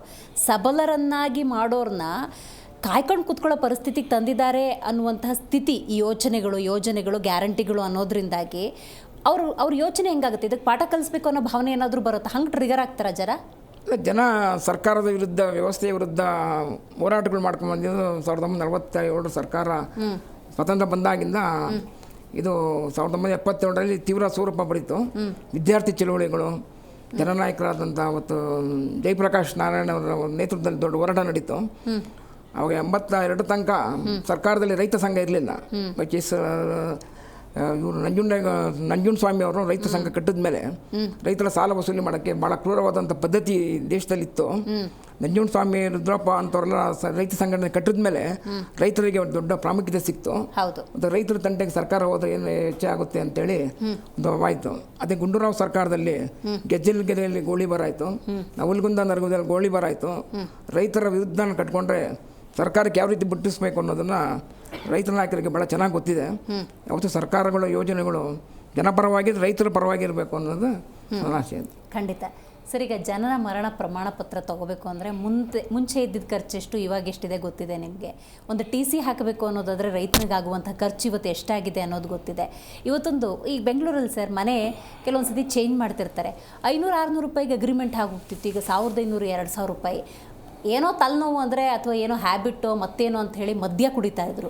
ಅದು ಇವತ್ತು ಎಕ್ಸ್ಟ್ರೀಮ್ ಲೆವೆಲ್ಗೆ ಹೋಗಿದೆ. ಅಂದರೆ ನೀವು ಗ್ಯಾರಂಟಿ ಕೊಡ್ತಿದ್ದೀರಿ, ಬಟ್ ಅದಕ್ಕೆ ಆದಾಯದ ಕ್ರೋಢೀಕರಣ ಎಲ್ಲಾಗ್ತಿದೆ ಅಂತ ಏನಾದರೂ ನಿಜವಾದ ಒಬ್ಬ ನಾಗರಿಕ ಕುಂತು ಯೋಚನೆ ಮಾಡಿದ್ರೆ ಇದು ನಿಜವಾದ ಗ್ಯಾರಂಟಿ ಅಲ್ಲ ಅಂತ ಅವನಿಗೇ ರಿಯಲೈಸ್ ಆಗುತ್ತೆ ಸರ್. ಆ ಮಟ್ಟಕ್ಕೆ ಹೋಗಿದೆ ಇವತ್ತು ದೇಶದಲ್ಲಿ. 1972ರಲ್ಲಿ ಇಂದಿರಾ ಗಾಂಧಿಯವರು ಆಹಾರ ಹಸಿರು ಕ್ರಾಂತಿ ಅಂತೇಳಿ ಇದು ಮಾಡಿದ್ರು. ಆಗ ನಮಗೆ ಫರ್ಟಿಲೈಸರ್ಸ್ ಗೊಬ್ಬರ ಏನು ಅಂತ ರೈತನಿಗೆ ಗೊತ್ತಿರಲಿಲ್ಲ. ಅವರೇ ಗೊಬ್ಬರ ತಂದು ಚೆಲ್ಲಿ ಹೊಲಕ್ಕೆ ಬೇಕಾದಷ್ಟು ರಾಗಿ ನಿಮಗೆ ಉತ್ಪತ್ತಿ ಆಗ್ತದೆ ಅಂತೇಳಿ ಈ JKVK ಸಂಸ್ಥೆಯವರು ತಂದು ನಮ್ಮ ಏರಿಯಾದಲ್ಲಿ ನನಗೆ ಜ್ಞಾಪಕ ಇದೆ 72ರಲ್ಲಿ ನಾನು ಚಿಕ್ಕ ಹುಡುಗ ಅವಾಗ ಗೊಬ್ಬರ ಕೊಟ್ಟು ಚೆಲ್ಲಿಸ್ತಾ ಇದ್ರು ಹೊಲಗಳಿಗೆ, ರಾಗಿ ಉಲ್ಸಾಗಿ ಬೆಳೀತಾ ಇತ್ತು. ಇವತ್ತು ಅದನ್ನು ಅನುಸರಿಸ್ತಾ ಇದ್ದಾರೆ. ಆ ಗೊಬ್ಬರ ಹಾಕಿ ಜನಗಳ ಕಾಯಿಲೆ ಬರ್ತಾ ಇದೆ, ನೀವು ಬೇರೆ ಮಾರ್ಗದಲ್ಲಿ ನೀವು ಇದರಲ್ಲಿ ಬೆಳೀರಿ ರಾಗಿನ ಅಂತ ಹೇಳ್ತಾರೆ. ಯಾರು ಹೊಂದ್ಕೊಂತಾರೆ ಅದಕ್ಕೆ? ಒಂದು. ಎರಡನೇದು, ನಾವು ಅದಕ್ಕೊಂದು ಪೂರಕವಾಗಿ ಹೇಳ್ತೀನಿ ಸರ್. ಇವತ್ತೊಂದು ರಿಪೋರ್ಟ್ ಬಂದಿದೆ, ಚಿಕ್ಕಬಳ್ಳಾಪುರ ಕೋಲಾರ ಭಾಗದಲ್ಲಿ ಬೆಳೆಯುವಂಥ ತರಕಾರಿಗಳಲ್ಲಿ ರಾಸಾಯನಿಕ ಇದೆ, ತಿನ್ನಬೇಡಿ. ಇಲ್ಲ, ಅದು ರಾಸಾಯನಿಕ ಅಂದ್ರೆ ಈ ಫರ್ಟಿಲೈಸರ್ಸ್ ಇಂದಲ್ಲ, ಈ ಬೆಂಗಳೂರು ಫ್ಯಾಕ್ಟ್ರಿ ನೀರಲ್ಲಿ ಹೋಗ್ತದಲ್ಲ, ಸರಿಯಾಗಿ ಶುದ್ಧೀಕರಣ ಮಾಡಿದಿರಾ? ಅಲ್ಲ ಸರ್, ಆ ಭಾಗದ ಜನ ಹಂಗಾರೆ ಏನ್ ಮಾಡ್ಬೇಕು? ಅವ್ರು ಇಷ್ಟು ದಿವಸ ತಿಂದಿದ್ರೆ ಹಂಗಾರೆ ಎಂತ ಕನ್ಫ್ಯೂಷನ್ ಸರ್. ಆರೋಗ್ಯಕ್ಕೆ ನೀವು ಕೊಡ್ಲಿ ಪಟ್ಟು ಕೊಡ್ತೀರಿ ಅನ್ನೋದಾದ್ರೆ ನಾವು ಬೇಕಾದ ಸರಿ ಹೋರಾಟ ಮಾಡಿದ್ವಿ. ನೀರಾವರಿದು 3ನೇ ಹಂತದ ಶುದ್ಧೀಕರಣ ಮಾಡಿ ಬಿಡಿ ಅಂತ ಹೇಳ್ತೀವಿ. ಈ ಕಳ್ಳರು ಏನ್ ಮಾಡ್ತಾರೆ ಅಂದ್ರೆ ದುಡ್ಡು ತಗೊಂಡ್ಬಿಟ್ಟು ಫ್ಯಾಕ್ಟ್ರಿ ಹತ್ರ ಶುದ್ಧೀಕರಣ ಮಾಡಿದ್ರೆ ಡೈರೆಕ್ಟ್ ಪೈಪಿಗೆ ಬಿಟ್ಬಿಡ್ತಾರೆ. ಈ ದೊಡ್ಡ ದೊಡ್ಡ ಕಳ್ಳರು ಇರ್ತಾರಲ್ಲ BWSL ಅಲ್ಲಿ, ಅದಕ್ಕೆ ಬಿಟ್ಬಿಡ್ತಾರೆ. ಇವತ್ತು ಅನ್ನಭಾಗ್ಯ ಯೋಜನೆಯಲ್ಲಿ ನಮ್ಮ ಸಾಹೇಬ್ರು ಹೇಳಿದ್ರು ಏನೋ ಸಿದ್ದರಾಮಯ್ಯ ಹಸ್ತ್ಕೊಂಡವ್ರೆ ಅಂತ. ಖಂಡಿತ ಇಲ್ಲ. 60% ಜನ ಫ್ರೀ ಕೊಡೋ ಅಕ್ಕಿನ ಹೋಟ್ಲಿಗೆ, ಇಡ್ಲಿಗೆ, ದೋಸೆಗೆ ಮಾರ್ಕೊಂತ ಇದ್ದಾರೆ. 15 ರೂಪಾಯಿ kg, 20 ರೂಪಾಯಿ kg ಮಾರಾಟ ಮಾಡ್ತಾ ಇದ್ದಾರೆ. ನಮ್ಮ ಕಣ್ಣೆದ್ರ ಬಗ್ಗೆ ನಾವು ಫೋಟೋ ಹೊಡೆದು ಕಳಿಸ್ತೀವಿ ಯಾರು ಮಾರಾಟ ಮಾಡ್ತಾರೆ ಅಂತ ಒಂದು ಸ್ಥಿತಿ ಬಂದಿದೆ. ಇವತ್ತು ದೇಶದಲ್ಲಿ ರೈತ ಹೊಟ್ಟೆ ಹಸ್ಕೊಂಡು ಇರಬಾರ್ದು ಅಂತ ಬೆಳೆ ಬೆಳೀತಾ ಇದ್ದಾನೆ. ಅವನಿಗೆ ಏನು ಬೇಕೋ ಮಾಡೋಣ ಅನ್ನೋ ಅಂತ ಅಭಿಮಾನ ಈ ಸರ್ಕಾರಗಳಿಗಿಲ್ಲ. ಇವತ್ತು ಇದಿರ್ಬೋದು, ಅಮೇರಿಕ ಇರ್ಬೋದು, ಬೇರೆ ಬೇರೆ ದೇಶಗಳಲ್ಲಿ, ನ್ಯೂಜಿಲ್ಯಾಂಡಿಗೆ ಕಡೆ ಎಲ್ಲ ರೈತನಿಗೆ ಎಷ್ಟು ಹೆಲ್ಪ್ ಮಾಡ್ತಾ ಇದ್ದಾರೆ ಆ ದೇಶದಲ್ಲಿ ರೈತನಿಗೆ. ಆದ್ರೆ ಈ ಸರ್ಕಾರಗಳು ಹಂಗೆ ಮಾಡಲ್ಲ.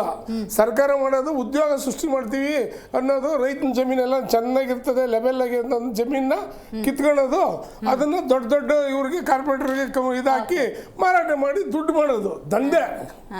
ಇದು ಇರೋದೇನು ಸಿಸ್ಟಮು? ರೈತರು ಬೆಳೆ ಬೆಳೆಯೋಕ್ಕಾಗ್ತಾ ಇರೋಂಥ ಬರಡು ಭೂಮಿ, ಚೌಳು ಭೂಮಿ ಇಂಥವು ಅಂದರೆ ಅದರಲ್ಲಿ ಏನು ಬೆಳೆ ಬೆಳೆಯೋಕ್ಕಾಗಲ್ಲ ಅಂಥ ಬೆಳೆಯಲ್ಲಿ ನೀವು ಫ್ಯಾಕ್ಟ್ರಿ ಮಾಡ್ರಿ ಅಂತ ನಮ್ಮ ಒಂದಿದು. ಹಂಗಿಲ್ಲ, ಫಲವತ್ತಾಗಿರೋ ಜಮೀನೇ ಕಂಡಾಕೋದು, ಬೆಂಗಳೂರು ಸುತ್ತಮುತ್ತನೇ ಕಂಡಾಕೋದು. ಹೋಗ್ಬೋದಲ್ಲ ಮಧುಗಿರಿ, ತುಮಕೂರು, ಆ ಕಡೆ ಇನ್ನೂ ದೂರ ಹೋದರೆ ಪಾವಗಡ, ಆ ಕಡೆ ಎಲ್ಲ ಬೇಜಾನು ಜಾಗಗಳೆಲ್ಲ ಬರೀ 5 ಲಕ್ಷ 10 ಲಕ್ಷಕ್ಕೆ ಸಿಗ್ತಾವಲ್ಲ, ಅಲ್ಲೇ ತಗೊಬೋದಲ್ಲ. ಹೋಗಲ್ಲ ಅಲ್ಲಿಗ. ನಾವು ಏನು ಬೆಳೆ ಬೆಳಿತೀವಿ ಆ ಬೆಳೆಗೆ ಬೆಂಬಲ ಬೆಲೆ ಇಲ್ಲ. ರೈತ ಎಷ್ಟು ದಿನ ಅಂತ ನೋಡ್ತಾವನೆ ಬೆಳೆ ಬೆಳೆಯಕ. ಇವತ್ತು ದೊಡ್ಡ ದೊಡ್ಡ ಕಂಪ್ನಿಗಳಿಗೆ ಲಕ್ಷ ಕೋಟಿ, 5 ಲಕ್ಷ ಕೋಟಿ, 10 ಲಕ್ಷ ಕೋಟಿ ಅದಾನಿ, ಅಂಬಾನಿ ಇದೆಲ್ಲ ಸಾಲ ಮನ್ನಾ ಮಾಡಿದ್ರು. ರೈತರದ್ದು 5 ರೂಪಾಯಿ ಮನ್ನಾ ಮಾಡಿದ್ರಾ? ರೈಟ್, ಅಲ್ಲಿಗೆ ಬರ್ತೀನಿ ಸರ್, ಮಾತಾಡ್ತೀನಿ. ಇಲ್ಲಿ ಹಲವಾರು ವಿಚಾರಗಳಿದ್ದಾವೆ, ಅದನ್ನು ನಾನು ಉಲ್ಲೇಖ ಮಾಡ್ತಾ ಹೋಗೋದಾದರೆ, ಈಗ ನೋಡಿ, ಜನಸಾಮಾನ್ಯರಿಗೆ ಗ್ಯಾರಂಟಿ ಬಂದಾಗ ಯಾವ ಭಾವನೆಗಳು ಬಂತು ಅಂತ. ರೈಟ್, ಯಾರು ಸಮಾಜದ ಕಟ್ಟಕಡೆಯ ವ್ಯಕ್ತಿಗಳಿದ್ದಾರೆ, ಅಶಕ್ತರಿದ್ದಾರೆ, ಆರ್ಥಿಕವಾಗಿ ಬಲವನ್ನು ಹೊಂದಿಲ್ಲ, ಅವರಿಗೆ ಗ್ಯಾರಂಟಿ ಉಪಯೋಗ ಆಗುತ್ತೆ ಅನ್ನುವಂಥ ಭಾವನೆಗಳಿದ್ದರೂ ಕೂಡ ಯಾವಾಗದು ಹ್ಯೂಜ್ ಅಮೌಂಟ್ ಅನ್ನೋದಾಯಿತು, ಆಗ I am a tax pair, ನಾನು ಟ್ಯಾಕ್ಸ್ ಕಟ್ತಾ ಇದ್ದೀನಿ, ಯಾರೋ ಅದನ್ನು ಪಡ್ಕೊಳ್ತಿದ್ದಾರೆ ಅನ್ನುವಂಥ ಕಾಂಟೆಕ್ಸ್ಟ್ ಕ್ರಿಯೇಟ್ ಆಯಿತು. ಅದ್ರ ಬಗ್ಗೆ ನಾವು ಚರ್ಚೆ ಮಾಡಬೇಕು.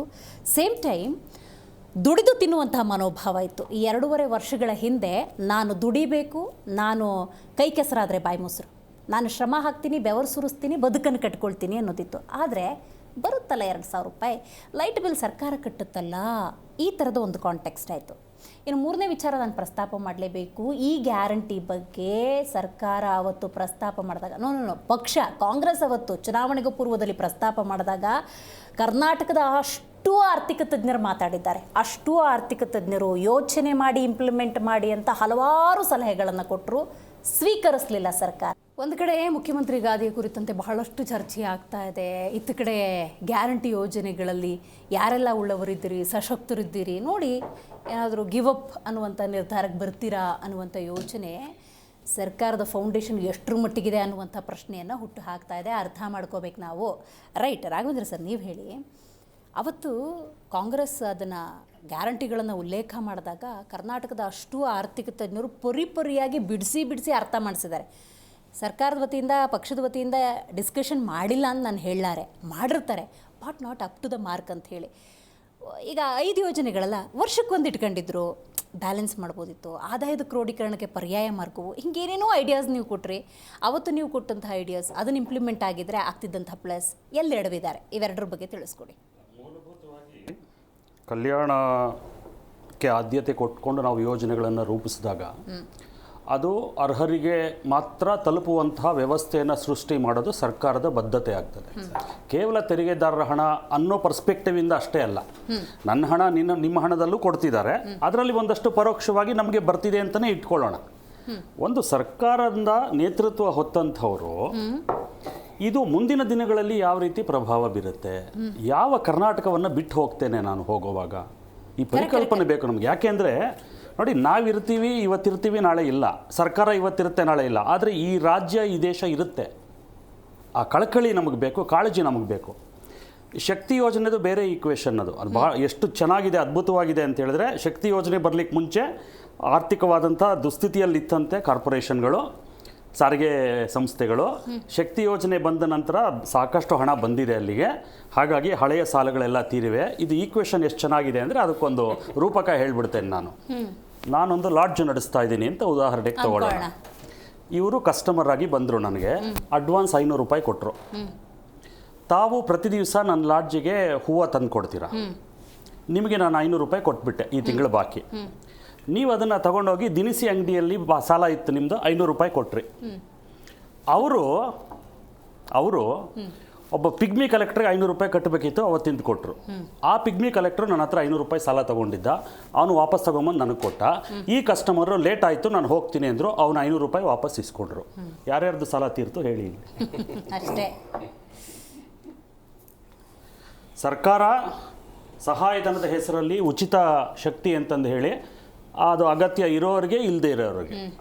ನಾನು ಸ್ಪಷ್ಟವಾಗಿ ಹೇಳ್ತೀನಿ, ಇದರಲ್ಲಿ ಮಹಿಳಾ ವಿರೋಧಿತನ ಏನೂ ಇಲ್ಲ, ಅಥವಾ ಈ ಭಾಗ್ಯ ಸಿಗಬಾರ್ದು ಅಂತ ಏನಿಲ್ಲ. ಈಗ ಗಾರ್ಮೆಂಟ್ ಫ್ಯಾಕ್ಟ್ರಿಯಲ್ಲಿ ಕೆಲಸ ಮಾಡೋ ಹೆಣ್ಮಕ್ಳಿದ್ದಾರೆ, ಅವ್ರಿಗೆ ಸಿಗಲಿ ಇದು.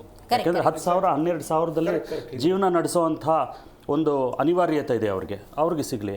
60,000 ಸಂಬಳ ತಗೊಳ್ಳೋರಿಗೆ ಬೇಕಾ? ಮೂಲಭೂತ ಪ್ರಶ್ನೆ ಅದು. ನನ್ನ ಮನೆ ಹೆಣ್ಮಗಳಾದರೂ ನಿಮ್ಮ ಮನೆ ಹೆಣ್ಮಗಳಾದರೂ ಈ ಪ್ರಶ್ನೆ ಕೇಳಲೇಬೇಕು ನಾವು. ಆವಾಗಲೇ ನಾವು ಸಭ್ಯ ಸಮಾಜ, ನಾಗರಿಕ ಸಮಾಜ ಅಂತ ಅನ್ನಿಸ್ಕೊಳ್ಳೋದು.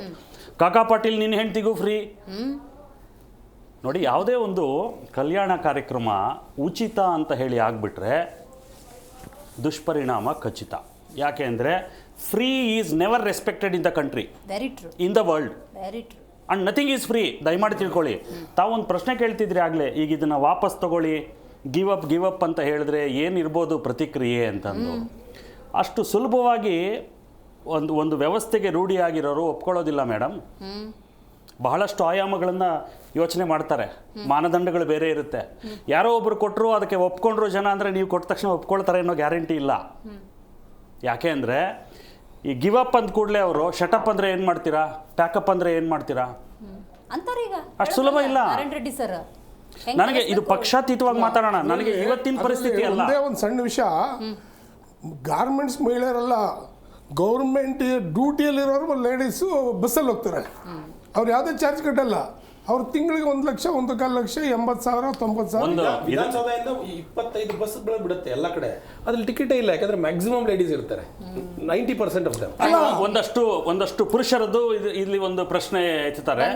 ನಾವು ಟಿಕೆಟ್ ಕೊಟ್ಟು ನಿಂತ್ಕೋತೀವಿ, ನೀವು ಆಧಾರ್ ಕಾರ್ಡ್ ಕೊಟ್ಟು ಕೂತ್ಕೊಳ್ತಾರೆ, ಹಿಂದ್ಗಡೆ ತನಕ ಇವಾಗ ನಮಗೆ ಜಾಗ ಖಾಲಿ. ಈ ಏನೇನೋ ಅವಾಂತರಗಳಾಗಿದೆ, ಬಸ್ಸಿಂದು ಡೋರ್ಗಳು ಮುರಿದಾಕಿದ್ದು, ಕಿಟಕಿಗಳು ಮುರಿದಾಕಿದ್ದು. ಅವತ್ತು ಸಾರಿಗೆ ಸಚಿವರಾಗಿರುವಂಥ ರಾಮಲಿಂಗಾರೆಡ್ಡಿ ಅವರಿಂದ ಹಿಡಿದು ಸಿದ್ದರಾಮಯ್ಯನವರಿಂದ ಹಿಡಿದು ಹಲವರು ಕೊಟ್ಟಂಥ ಕ್ಲಾರಿಫಿಕೇಶನ್ ನನ್ನ ಕಿವಿಲಿ ಹಾಗೆ ಇದೆ. ಎಂಥದ್ದು ಸಾರಿಗೆ ಇಲಾಖೆ ಲಾಭದಲ್ಲಿದೆ ಸರ್.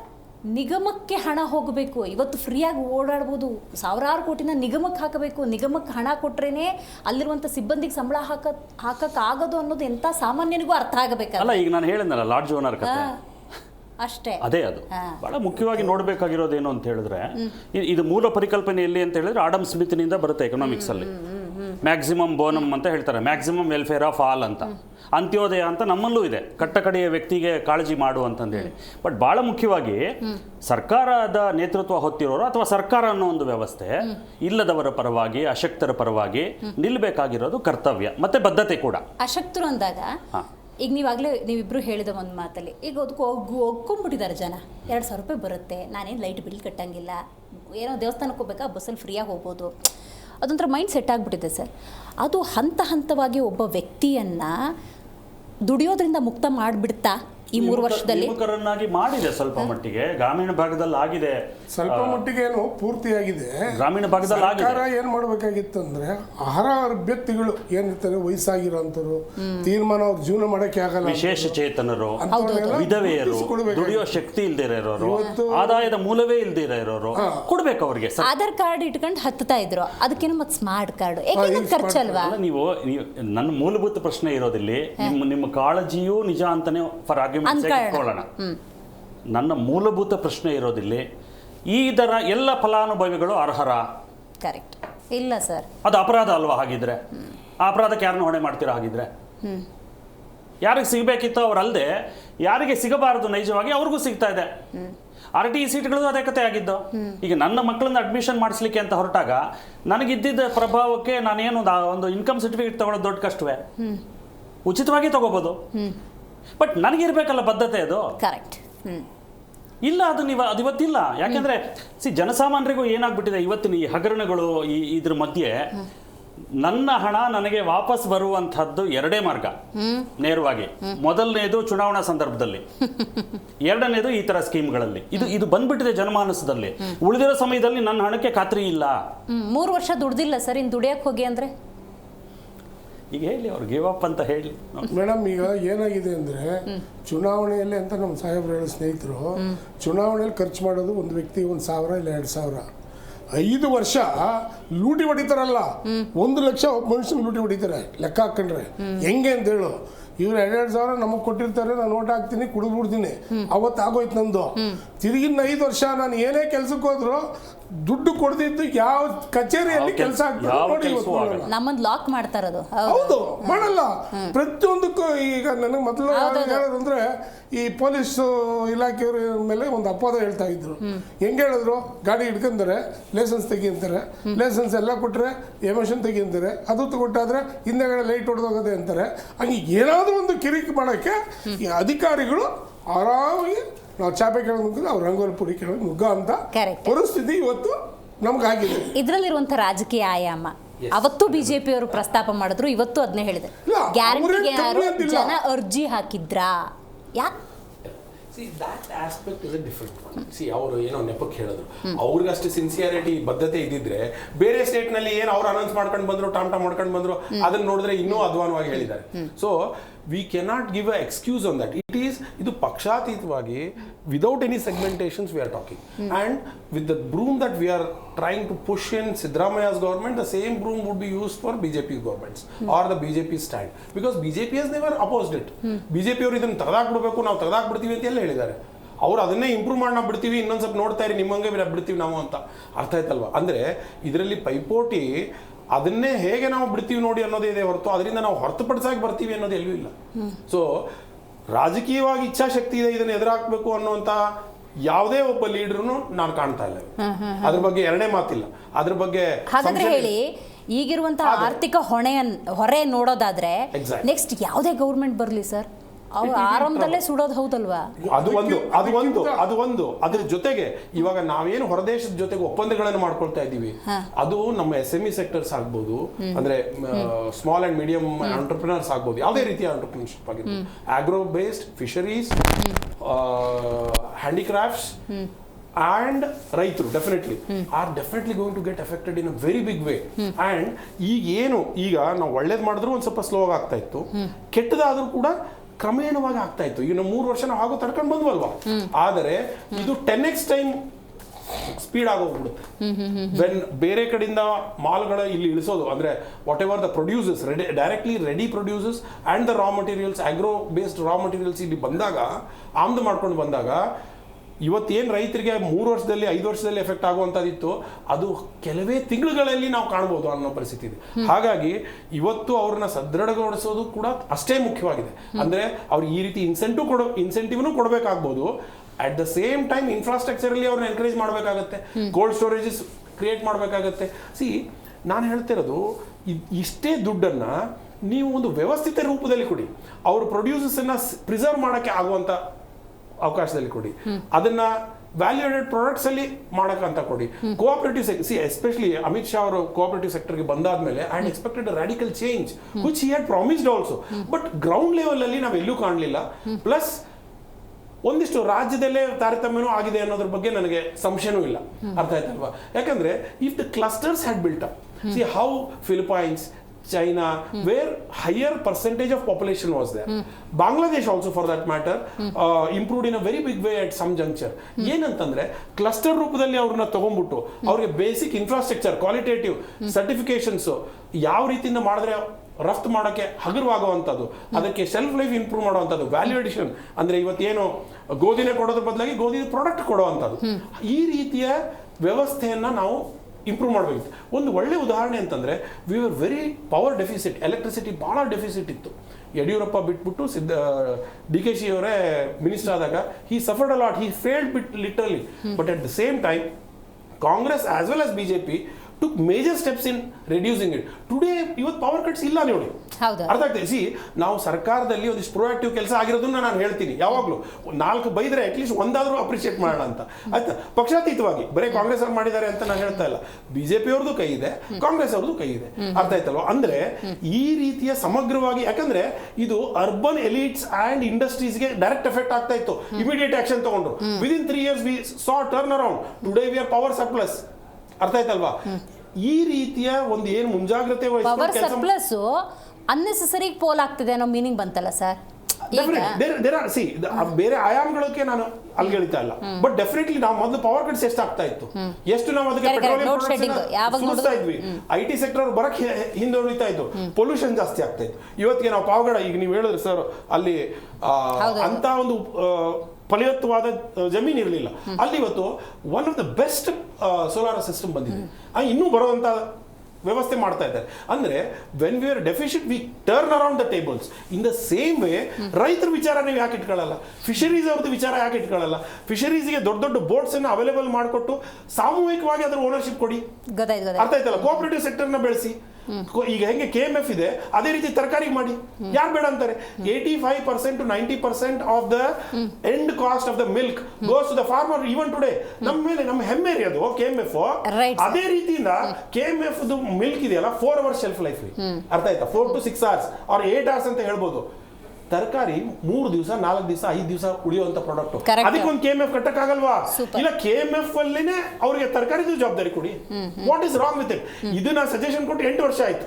ಅಂದ್ರೆ ಈ ರೀತಿಯ ವ್ಯವಸ್ಥೆಗಳನ್ನ which can turn around and ಆದಾಯದ ಸೂತ್ರ ಕೂಡ ಹುಟ್ಟಿಸುವಂತ ಕೆಲಸಗಳನ್ನ ಅಲ್ಲಿ ಒಂದು ಪೊಲಿಟಿಕಲ್ ವಿಲ್ ಇಲ್ಲ.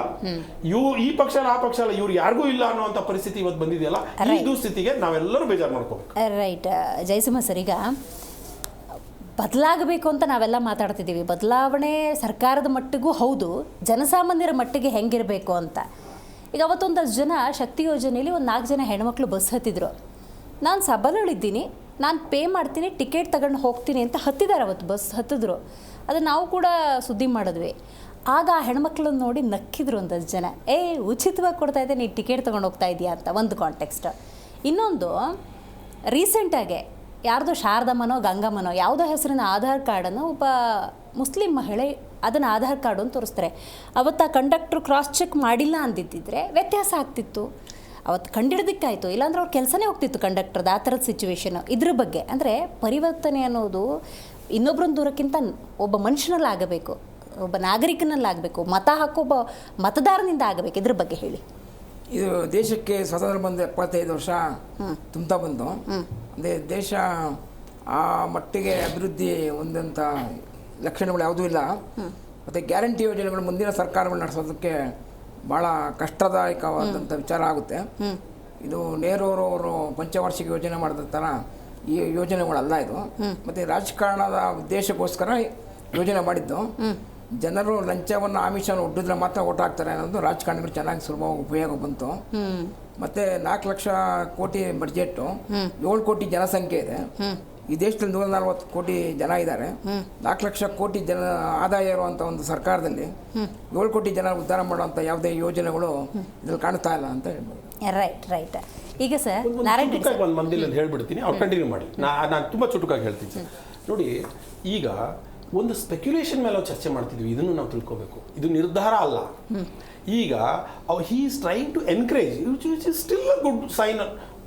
ಟ್ರಸ್ಟ್ ಡೆಫಿಸಿಟ್ನ ಕಡಿಮೆ ಮಾಡುವಂತ ಹಂತದಲ್ಲಿ ಇದು ಕೂಡ ಒಂದು ಒಳ್ಳೆ ಹೆಜ್ಜೆ ಅಂತಾನೆ ನಾವು ಪರಿಗಣಿಸಬೇಕೆ. ಸರ್, ಯಾಕೆ ಇದನ್ನ ಅಕ್ಸೆಪ್ಟ್ ಮಾಡಕ್ ಆಗಲ್ಲ ಅಂತಂದ್ರೆ, ಇಷ್ಟು ದೊಡ್ಡ ಬಜೆಟ್ ಅಂತ ಅವತ್ತು ಕಾಂಗ್ರೆಸ್ ಯೋಚನೆ ಮಾಡಿದಾಗಲೇ ಕರ್ನಾಟಕದ ಅಷ್ಟು ಆರ್ಥಿಕ ತಜ್ಞರು, ಒಬ್ಬ ಸಾಮಾನ್ಯನಿಗೂ ಅರ್ಥ ಆಗ್ತಿತ್ತು ಮುಂದೊಂದು ದಿವಸ ವ್ಯತ್ಯಾಸ ಆಗುತ್ತೆ. ಸೌತ್ ಇಂಡಿಯಾ ಶ್ರೀಮಂತ ರಾಜ್ಯಗಳನ್ನು ಹೊಂದಿದೆ, ಶ್ರೀಲಂಕಾ ಆಗೋದು ಬೇಡ ಅಂತ ಹೇಳಿದರು ಎಷ್ಟೋ ಜನ. It is a good move, ನಾನು ಅದನ್ನು ಅಕ್ಸೆಪ್ಟ್ ಮಾಡೋಣ, ಗಿವ್ ಅಪ್, ಇದೊಂದು ಒಳ್ಳೆ ಪಾಲಿಸಿನೇ, ಅರ್ಥ ಮಾಡ್ಕೊಳ್ಳೋಣ. ಬಟ್ ಅದಕ್ಕೊಂದು ಎಚ್ಚರಿಸಿದ್ರು ಎಷ್ಟೋ ಜನ, ಯೋಚನೆ ಮಾಡಿ ವರ್ಷಕ್ಕೊಂದು ತಗೊಬನ್ನಿ, ಇಲ್ಲ ಅದನ್ನು ಸ್ಪ್ಲಿಟ್ ಮಾಡಿ ಅನ್ನೋ ಸಲಹೆಗಳನ್ನು ಸ್ವೀಕರಿಸದೆ ಏಕಾಏಕಿ ಹಂಚಿಬಿಟ್ರೆ. I understand. ಅಲ್ಲ, ಆ ಸೆಗ್ಮೆಂಟೇಷನ್ ಇದೆಯಲ್ಲ, ಅಂದ್ರೆ ನೀವು ಕೊಡುವಂತ ನಿಮಗೆ ಸೋ ಪಾಸಿಟಿವ್, ನೀವು ಕೊಳ್ತಿರೋ ಒಂದು ಯಾವುದೋ ಒಂದು ಪ್ರಾಣಿಯ ದೇಹದಲ್ಲೂ ಕೂಡ ಹಲ್ಲು ಹೊಳಿತಿದೆ ಅಂತ ನೀವು ಹೇಳಬಲ್ಲಿರಿ. ನೀವು ಆ ಪಾಸಿಟಿವಿಟಿನ I can sense that. But not like that. ನಾನು I come back to you. See, ಒಬ್ಬ ಬಡು ಮನುಷ್ಯಗೆ, ಈಗ ರೈತಾಪಿ ಕುಟುಂಬ ವರ್ಗದಲ್ಲಿ ಬಂದಿರುವಂತವ್ರಿಗೆ 2,000 ರೂಪಾಯಿ ಕೊಟ್ಟರೆ ಅವ್ರು ಉಳಿಸಬಹುದಾಗಿರೋದು ಬರೀ 200 ರೂಪಾಯಿ 100 ರೂಪಾಯಿ ಇರುತ್ತೆ ಮೇಡಮ್. ಆಯ್ತು, ಅರ್ಥ ಆಯ್ತಾ? They would have spent on their kids tuitions, education, expenditure. That means it is coming back to ಅದ್ರ ಬಗ್ಗೆ ಆಕ್ಷೇಪ ಇಲ್ಲ ಸರ್ ನನಗೆ. ನಿಜವಾದ ಫಲಾನುಭವಿಗಳು ತಲುಪಬೇಕಾಗಿತ್ತು. See that even today it can be fine tune. ಅದನ್ನ ಧೈರ್ಯವಾಗಿ ಎದುರು ಬಿಟ್ಟು ಹೇಳಬೇಕೆ ಹೊರತು ಮುಜುಗರದಲ್ಲಿ ಉಳಿಸಬಾರ್ದು ಅಂತ ನಾನು ಹೇಳ್ತಾ ಇರೋದು. ಟಾಪ್ 10% ತೆಗೆದಾಕ್ಬಿಡಿ. You should tell that top 10% is not under the poverty level. Remove them. ಅದಕ್ಕೆ ಬೇಕಾಗಿರುವಂತ ರೂಲ್ಸ್ ರೆಗ್ಯುಲೇಷನ್ ತಗೊಂಬನ್ನೇ ಹೊರತು don't try to beat around the bush ಅಂತ ನಾನು ಹೇಳ್ತಾ ಇರೋದು. ಇವತ್ತೇನಾಗಿದೆ ಗೊತ್ತಾ, ರಾಜೀವ್ ಗಾಂಧಿ ವಸತಿ ನಿಗಮದಲ್ಲಿ ಹೆಸರಿಟ್ಟು ಕರೆಕ್ಟ್, ಬಡವರಿಗೆ ಮನೆ ಕೊಡ್ತೀವಿ, ಸೂರು ಇಲ್ದವ್ರಿಗೆ ಸೂರು ಕೊಡ್ತೀವಿ ನಾವು ಅಂತ ಹೇಳಿ ಎಲ್ಲ ಬೊಂಬೆ ಹೊಡೆದ್ರು. ಇವತ್ತು ಏನ್ ಮಾಡಿದಾರೆ ಗೊತ್ತಾ, ಸೂರು ಇಲ್ದಲ್ಲಿ ತಲೆ ಮೇಲೆ ಮೂಟೆ ಒರೆಸ್ತೀವಿ ಅನ್ನೋ ಸರ್ಕಾರ ಮಾಡ್ತಾ ಇದೆ. ಕಾರಣ ಏನು ಅಂದ್ರೆ 1 ಲಕ್ಷ ಕಟ್ಟಿದವ್ರಿಗೆ ಅಡ್ವಾನ್ಸ್ 10.25 ಲಕ್ಷ ಕಟ್ಟಬೇಕು. 10.25 ಲಕ್ಷ ಹೋಗಿ ಪ್ರೈವೇಟ್ ಬ್ಯಾಂಕಲ್ಲಿ, ಸರ್ಕಾರಿ ಬ್ಯಾಂಕಲ್ಲಿ ಕೊಡಲ್ಲ, ಪ್ರೈವೇಟ್ ಬ್ಯಾಂಕ್ ಹೋಗ್ಬೇಕು. ಪ್ರೈವೇಟ್ ಬ್ಯಾಂಕಲ್ಲಿ 18-20% ಹಾಕ್ತಾರೆ. 10.25 ಲಕ್ಷ ಇವ್ರು ಸಾಲ ತಗೊಂಡ್ರೆ ಸಾಲ ತೀರ್ಸೋಷ್ಟೊತ್ತಿಗೆ 27 ಲಕ್ಷ ಆಗುತ್ತೆ. ಮುಗೀತಲ್ಲ, ಬದುಕಿಡೀ ಸಾಲ ತೀರ್ಸೋದು. ಜೀವನ ಎಷ್ಟೇ ಸಾಲ ಮಾಡಿ ಮನೆಗೆ ಓದ್ತೀವಿ, ಬಡ್ಡಿ ಅಂತಲ್ಲ, ಹಿಂಗಾಗನ್ನ ಹಿಂಗ್ ಮಾಡಿದ್ದಾರೆ ಅವರು. ಸರ್, ಇದ್ರ ನಡುವೆ ಅಂದಾಜು 70 ಕೋಟಿ ರೂಪಾಯಿ ಯಾವ್ದೋ ಸತ್ತವರ ಅಕೌಂಟಿಗೆ ಹೋಗಿದೆ ಸರ್, ಗೃಹಲಕ್ಷ್ಮಿ. ಆ ಪೋಲ ಅದನ್ನೆಲ್ಲ ಸ್ಕ್ರೂಟಿನಿ ಮಾಡಕ್ಕಲ್ವಾ ಸರ್ಕಾರ ಅಂತ ಇಡೋದು? ಮೊದಲು ಬಿಜೆಪಿ ಸರ್ಕಾರ ಇದ್ದಾಗ 6 ಲಕ್ಷಕ್ಕೆ ನಾವು ಮನೆ ಕಟ್ತೀವಿ ಅಂತ ಹೇಳಿದ್ರು. ದೊಡ್ಡದಾಗಿ ನಾನು ಕರ್ನಾಟಕದಲ್ಲಿ 4 ಲಕ್ಷ 5 ಲಕ್ಷ ಕೊಡ್ತೀನಿ ಅಂತ ಅಲ್ಲಿ ಮೋದಿ ಸಾಹೇಬರು ಅನೌನ್ಸ್ ಮಾಡಿದ್ರು. 4 ಲಕ್ಷನೂ ಇಲ್ಲ, ಈಗ ಮನೆ ಬಿಲ್ ಆಗಿ ಸಾಲ ತಗೊಂಡಿರೋದು ಬಡ್ಡಿ ಕಟ್ತಾ ಇದ್ದಾರೆ ಪ್ರೈವೇಟ್ ಅಲ್ಲೇ. ಮನೆ ಇನ್ನೂ ಇಶ್ಯೂ ಆಗಿಲ್ಲ. ಗೊತ್ತಾಯ್ತು ಇವ್ರು ಎಷ್ಟು ಆಗಿದ್ದಾರೆ ಅಂತಂದ್ರೆ ಸರ್ಕಾರ ಹೆಂಗ್ ಹೊರೆ ಆಗ್ತಾ ಇದೆ ಅಂದ್ರೆ ಹೊರನಲ್ಲೇ ಹೊರೆ ಹೊತ್ತು ಪೂರ್ತಿ ಸಮಾಧಿ ಮಾಡ್ಬಿಡ್ತಾರೆ. ಅಲ್ಲ, ಅದ್ರಲ್ಲಿ ನಾನು ಒಂದೇ ಒಂದು ಚಿಕ್ಕದೊಂದು ಆಕ್ಷೇಪ ಏನಂತಂದ್ರೆ, ಪ್ರೈವೇಟ್ ಅಲ್ಲಿ ಇವ್ರು ಎಷ್ಟು ಎಕ್ಸ್ಟ್ರಾ ಬಡ್ಡಿ ಕಟ್ತಾರೋ ಅದನ್ನ ವಾಪಸ್ ಗೌರ್ಮೆಂಟ್ ಕೊಡ್ಲಿಕ್ಕೆ ಪ್ರಾಮಿಸ್ ಮಾಡಿದೆ. ಸೊ ಅದನ್ನು ನಾವು ಇದಕ್ಕೆ ಹೇಳ್ಬೇಕು. ಸರ್, ಸರ್ಕಾರಿ ದುಡ್ಡು, ಸರ್ಕಾರಿ ಕೆಲಸ ನಮಗ್ ಸೇರುತ್ತೆ ಅನ್ನೋ ಗ್ಯಾರಂಟಿ ಇಲ್ಲ sir. I'm not disagreeing. What I'm trying, see, we should tell all the aspects of the coin ಅಂತ, both the aspects. ಈಗ ಏನು ಇವರು ಗೌರ್ಮೆಂಟ್ ಲೋನ್ ತಗೊಳ್ಳದೆ ಹೋದ್ರೆ, ಅಂದ್ರೆ ಗೌರ್ಮೆಂಟ್ ಬ್ಯಾಂಕ್, ನ್ಯಾಷನಲೈಸ್ ಬ್ಯಾಂಕ್ ಇಂದ ಲೋನ್ ತಗೊಳ್ಳದೆ ಹೋದ್ರೆ ಪ್ರೈವೇಟ್ ಬ್ಯಾಂಕ್ ಅಲ್ಲಿ ತಗೊಳ್ಳುವಂತ ಪರಿಸ್ಥಿತಿ ಬಂದ್ರೆ whatever extra 1% pays is reimbursed. So ultimately customer ಬೀಳ್ತಾ ಇರೋದು ಅಷ್ಟೇ ಒಂದು. ಬಟ್ ಸ್ಟಿಲ್ ನನಗೊಂದು ಆಕ್ಷೇಪ ಏನಿದೆ, MLA ಗಳು ಅದನ್ನ ಕೊಡ್ತೀವಿ ಅಂತ ಹೇಳ್ತಾರೆ, ನ್ಯಾಷನಲೈಸ್ ಬ್ಯಾಂಕ್ ಅಲ್ಲಿ ನಾನು ಲೋನ್ ಕೊಡಿಸ್ತೀನಿ ಅಂತ ಯಾರೋ ಒಬ್ರು ತಗೊಳ್ತಾ ಇಲ್ಲ. ಈ ಆಕ್ಷೇಪ ನನಗೂ ಇದೆ. I have suffered in it, I have compared them. ಮೊನ್ನೆ ನಾನು ಇವತ್ತು ಬರ್ತಾ ಇದ್ದೀನಿ, 48 hours ಬಿಫೋರ್ ಮೈ ಲೋನ್, ಒಬ್ಬ ಫಲಾನುಭವಿಗೆ ಒಂದು ಲೋನ್ ಮಾಡಿಸ್ಕೊಟ್ಟಿದ್ದೀನಿ ನಾನೇ. 6 ಲಕ್ಷ ರೂಪಾಯಿ ಬಿಡದಿ ಕೆನರಾ ಬ್ಯಾಂಕ್ ಬ್ರಾಂಚ್ ಇಂದ ಮಾಡಿಸ್ಕೊಟ್ಟಿದ್ದೀವಿ. ಬಟ್ ನಾನು ಕಷ್ಟಪಟ್ಟಿದ್ದು 3 ತಿಂಗಳು ಅಲ್ದಾಡ್ಬೇಕಾಯ್ತು. ರಾಜೀವ್ ಗಾಂಧಿಗೆ, ಫೈನಾನ್ಸ್ ಮಿನಿಸ್ಟ್ರಿಗೆ, Canara bank, association of banks ತಗೊಂಡು ಮಾಡಿಸಿದ್ವಿ. ರಾಘವೇಂದ್ರ ಸರ್, ಈಗಲೂ ಈ ನಿರ್ಧಾರವನ್ನು ತಗೊಂಡ್ರೆ ಬ್ಯಾಲೆನ್ಸ್ಡ್ ಆಗಾದ್ರೂ ಹೋಗ್ಬೋದು ಅನ್ನೋದಾದ್ರೆ ನಿಮ್ಮ ಸಲಹೆ? ಅಲ್ಲ, ಈ ನಿಟ್ಟಿನಲ್ಲಿ ಏನು ನೀವು ಮಾತು ಬರ್ತಿದೆ ಈಗ, ಸ್ಪೆಕ್ಯುಲೇಷನ್ ಅಂತ ಹೇಳಿದ್ರು, ಇದು ಹೊಸದೇನಲ್ಲ. ಕಳೆದ ವರ್ಷ ಕೂಡ ಈ ಕುರಿತಾಗಿ ಮಾತುಗಳು ಬಂತು. ಸಾರಿಗೆ ಸಚಿವರಿರ್ಬೋದು, ಸನ್ಮಾನ್ಯ ಉಪಮುಖ್ಯಮಂತ್ರಿಗಳಿರ್ಬೋದು, ಈ ಕುರಿತಾಗಿ ಪ್ರಸ್ತಾಪ ಬಂತು. ಅಂದರೆ ಬಿಸಿ ಮಸಿ ತಟ್ಟಿರೋದು ಸತ್ಯ ಇಲ್ಲ ಅಂತಲ್ಲ. ಆದರೆ ಇಲ್ಲಿ ಒಣಪ್ರತಿಷ್ಠೆಗೆ ಒಳಗಾಗಿದೆ. ಏನು ತಪ್ಪಿಲ್ಲ, ನಾವು ಮಾಡ್ಲಿಕ್ಕೆ ಹೊರಟ್ವಿ, ನಮ್ಮ ಕೈಲಾಗಲಿಲ್ಲ. ಏನು ಮತದಾರ ಭಾಳ ದೊಡ್ಡ ಹೃದಯ ಇರೋನು, ಅದೇನು ತಪ್ಪಿಲ್ಲ. ಕೊಟ್ಟಿದ್ರೆ 2.5 ವರ್ಷ. ಈಗಲಾದರೂ ಎಚ್ಚೆತ್ಕೊಂಡು ಪಾರದರ್ಶಕವಾಗಿ ಮಾತಾಡಿ ಮತದಾರರ ಜೊತೆ, ನೋಡಿಪ್ಪ ನಾವು ಇದನ್ನು ಮಾಡ್ಲಿಕ್ಕೆ ಹೊರಟ್ವಿ, ಬಹುಶಃ ನಮ್ಮ ಕೈಲಿ ಆಗಲಿಲ್ಲ, ಈ ಮಟ್ಟಕ್ಕೆ ಆಗಿಲ್ಲ ನಮಗೆ. ಹಾಗಾಗಿ ಈ ಮೇಲ್ಪದರದಲ್ಲಿ ಯಾರಿದ್ದಾರೆ, ಕೆನೆ ಪದರದಲ್ಲಿ ಯಾರಿದ್ದಾರೆ, ಅದರಲ್ಲಿ ಮತ್ತೆ ನೀವು ಜಾತಿ ತರಬೇಡಿ. ಯಾಕೆಂದ್ರೆ ಇದನ್ನ ಜಾತ್ಯಾತೀತವಾಗಿ ಕೊಟ್ಟಿದ್ರಿ. ಹೌದು, ಅನ್ಫಾರ್ಚುನೇಟ್ಲಿ ಜಾತ್ಯಾತೀತತೆ ಅಂದ್ರೆ ಅತೀವ ಜಾತೀಯತೆ ಅಂತ ಆಗಿದೆ ಇವತ್ತು. ಅದೇ ರೀತಿ ಕೆನೆ ಪದರದಲ್ಲಿ ಯಾರ್ಯಾರು ಬರ್ತಾರೆ, ಸರ್ಕಾರಿ ಸ್ಕ್ರೂಟಿನಿ ಇಲ್ಲ APL BPL APL BPL ಮಾಡಿ, ಅದೇನ್ ಮಾಡ್ತಿರೋ ಮಾಡಿ. ಯಾಕೆಂದ್ರೆ ನಮ್ಮನ್ನು ಕೇಳಿ ಮಾಡಿಲ್ವಲ್ಲ. ಬಟ್ ಬಹಳ ಮುಖ್ಯವಾಗಿ ಸರ್ಕಾರಿ ನೌಕರರಿಗೆ ಇದಿಲ್ಲ ಅಂತ ಹೇಳಿ ನೋಡೋಣ. BPL ಅಂತ ಡಿವೈಡ್ ಮಾಡ್ಕೊಂಡಿಲ್ಲ, ಅದರ ಆಧಾರದಲ್ಲ. ನೀವು APL ಅಂತ ಅಂದ ಕೂಡಲೇ ಎಂಟೈರ್ ಸರ್ಕಾರಿ ನೌಕರರು ಇದರಲ್ಲಿ ಬರ್ತಾರೆ, ಮಾಡಿ ನೋಡೋಣ, ಎದುರಾಕೊಳ್ಳಿ ನೋಡೋಣ. ಸೊ ಯಾವುದೇ ಇದು ಒಂದು ಪಾಠ ನಮಗೆ. ಮುಂದೆ ಬರ್ತಕ್ಕಂಥ ಪಕ್ಷದವರಿಗೆ, ಆಡಳಿತಗಾರರಿಗೆ ದಶರಥನ ಪರಿಸ್ಥಿತಿ ಆಗ್ಬಾರ್ದು. ಅತೀವ ಸಂತೋಷದಲ್ಲಿ ವರಗಳನ್ನು ಕೊಟ್ಟು ಇರ್ಲಾರ್ದಿರ ಇರುವೆ ಬಿಟ್ಕೊಂಡ್ರು ಅನ್ನೋ ತರ ಆಗ್ಬಾರ್ದು. ಬಟ್ ದೀನದಲಿತರ ಕಲ್ಯಾಣಕ್ಕೆ ಯೋಜನೆಗಳನ್ನ ರೂಪಿಸಬೇಕು. ಎರಡನೇ ಮಾತು ಇಲ್ವೇ ಇಲ್ಲ ಅದ್ರಲ್ಲಿ. ರೈಟ್. ಜಯಸಿಂಹ ಅವರು, ರಾಘವೇಂದ್ರ ಅವರು, ಅರವಿಂದ್ ಅವರು, ನಾರಾಯಣ ರೆಡ್ಡಿ ಅವರು ಕಾರ್ಯಕ್ರಮದಲ್ಲಿ ಭಾಗಿಯಾಗಿದ್ದಕ್ಕಾಗಿ ಧನ್ಯವಾದ. ನಮಸ್ಕಾರ. ಕರ್ನಾಟಕ ಕಾಂಗ್ರೆಸ್ನ ಮಹತ್ವದ ಯೋಜನೆ ಗ್ಯಾರಂಟಿ ಯೋಜನೆಗಳು. ಗ್ಯಾರಂಟಿ ಯೋಜನೆಗಳನ್ನು 2.5 ವರ್ಷ ಸರ್ಕಾರ ಕೊಟ್ಟಿದೆ. ಅದನ್ನು ನಾವು ಪ್ರಶಂಸಿಸುತ್ತಲೇ ಇವತ್ತು ಸರ್ಕಾರ ಪ್ರಸ್ತಾಪ ಮಾಡ್ತಿರುವಂತಹ ಗಿವ್ ಇಟ್ ಬ್ಯಾಕ್ ಪಾಲಿಸಿಗೆ ಸಂಬಂಧಪಟ್ಟಂತೆ ಯಾರು ಸಶಕ್ತರಿದ್ದೀರಿ, ಸಬಲರಿದ್ದೀರಿ, ಆರ್ಥಿಕವಾಗಿ ಒಂದು ಬಲ ಅನ್ನೋದಿದೆ, ಅವರು ಇದನ್ನು ಕೈ ಬಿಟ್ಟರೆ ಸೂಕ್ತ ಅನ್ನುವಂಥ ನಿರ್ಧಾರಕ್ಕೆ ಬಂದಿದೆ ಅನ್ನೋದಾದರೆ ಆರ್ಥಿಕವಾಗಿ ಎಷ್ಟರ ಮಟ್ಟಿಗೆ ಸರ್ಕಾರ ತತ್ತರಿಸ್ತಾ ಇದೆ, ಆಡಳಿತದಲ್ಲಿ ಎಷ್ಟು ಅಸಮತೋಲನ ಉಂಟಾಗ್ತಿದೆ ಅನ್ನುವಂಥ ಅರಿವು ಸರ್ಕಾರಕ್ಕಾಗಿದೆ. ಜನ ಕೂಡ ಅದನ್ನು ಅರ್ಥ ಮಾಡ್ಕೊಂಡು ಇವತ್ತಿನ ನಮ್ಮ ಪ್ಯಾನಲಿಸ್ಟ್ ಹೇಳಿದಾಗೆ ಒಂದು ಪಾರದರ್ಶಕತೆಯನ್ನು ಮೇಂಟೈನ್ ಮಾಡಿ ಓಪನ್ ಡಿಸ್ಕಷನ್ಸ್ ಆಗಲಿ, ನಾವೇನೋ ಯೋಚನೆಗಳನ್ನು ಇಟ್ಕೊಂಡ್ವಿ, ಆದರೆ ಇಷ್ಟು ಸಾಧ್ಯ ಆಗಲ್ಲ, ಇಷ್ಟು ವರ್ಷ ಕೊಟ್ಟಿದ್ದೀವಿ, ಮುಂದಿನ ದಿನಗಳಲ್ಲಿ ನಿಮ್ಮ ಸಹಕಾರ ಬೇಕು ಅಂತ ಹೇಳಿದ್ರೆ ವಿಶಾಲ ಹೃದಯದ ಕನ್ನಡಿಗರು ಖಂಡಿತ ಕ್ಷಮಿಸಿ ನಿಮ್ಮನ್ನು ಮುನ್ನಡೆಸ್ತಾರೆ ಅಂತ ಹೇಳ್ತೇವೆ. ಇವತ್ತಿನ ಕಾರ್ಯಕ್ರಮವನ್ನು ಮುಗಿಸೋಣ. ನೋಡ್ತಾರೆ ಜೀ ಕ್ರೀಡಾ ನ್ಯೂಸ್, ಸತ್ಯವೇ ಸುದ್ದಿಯ ಜೀವಾಳ.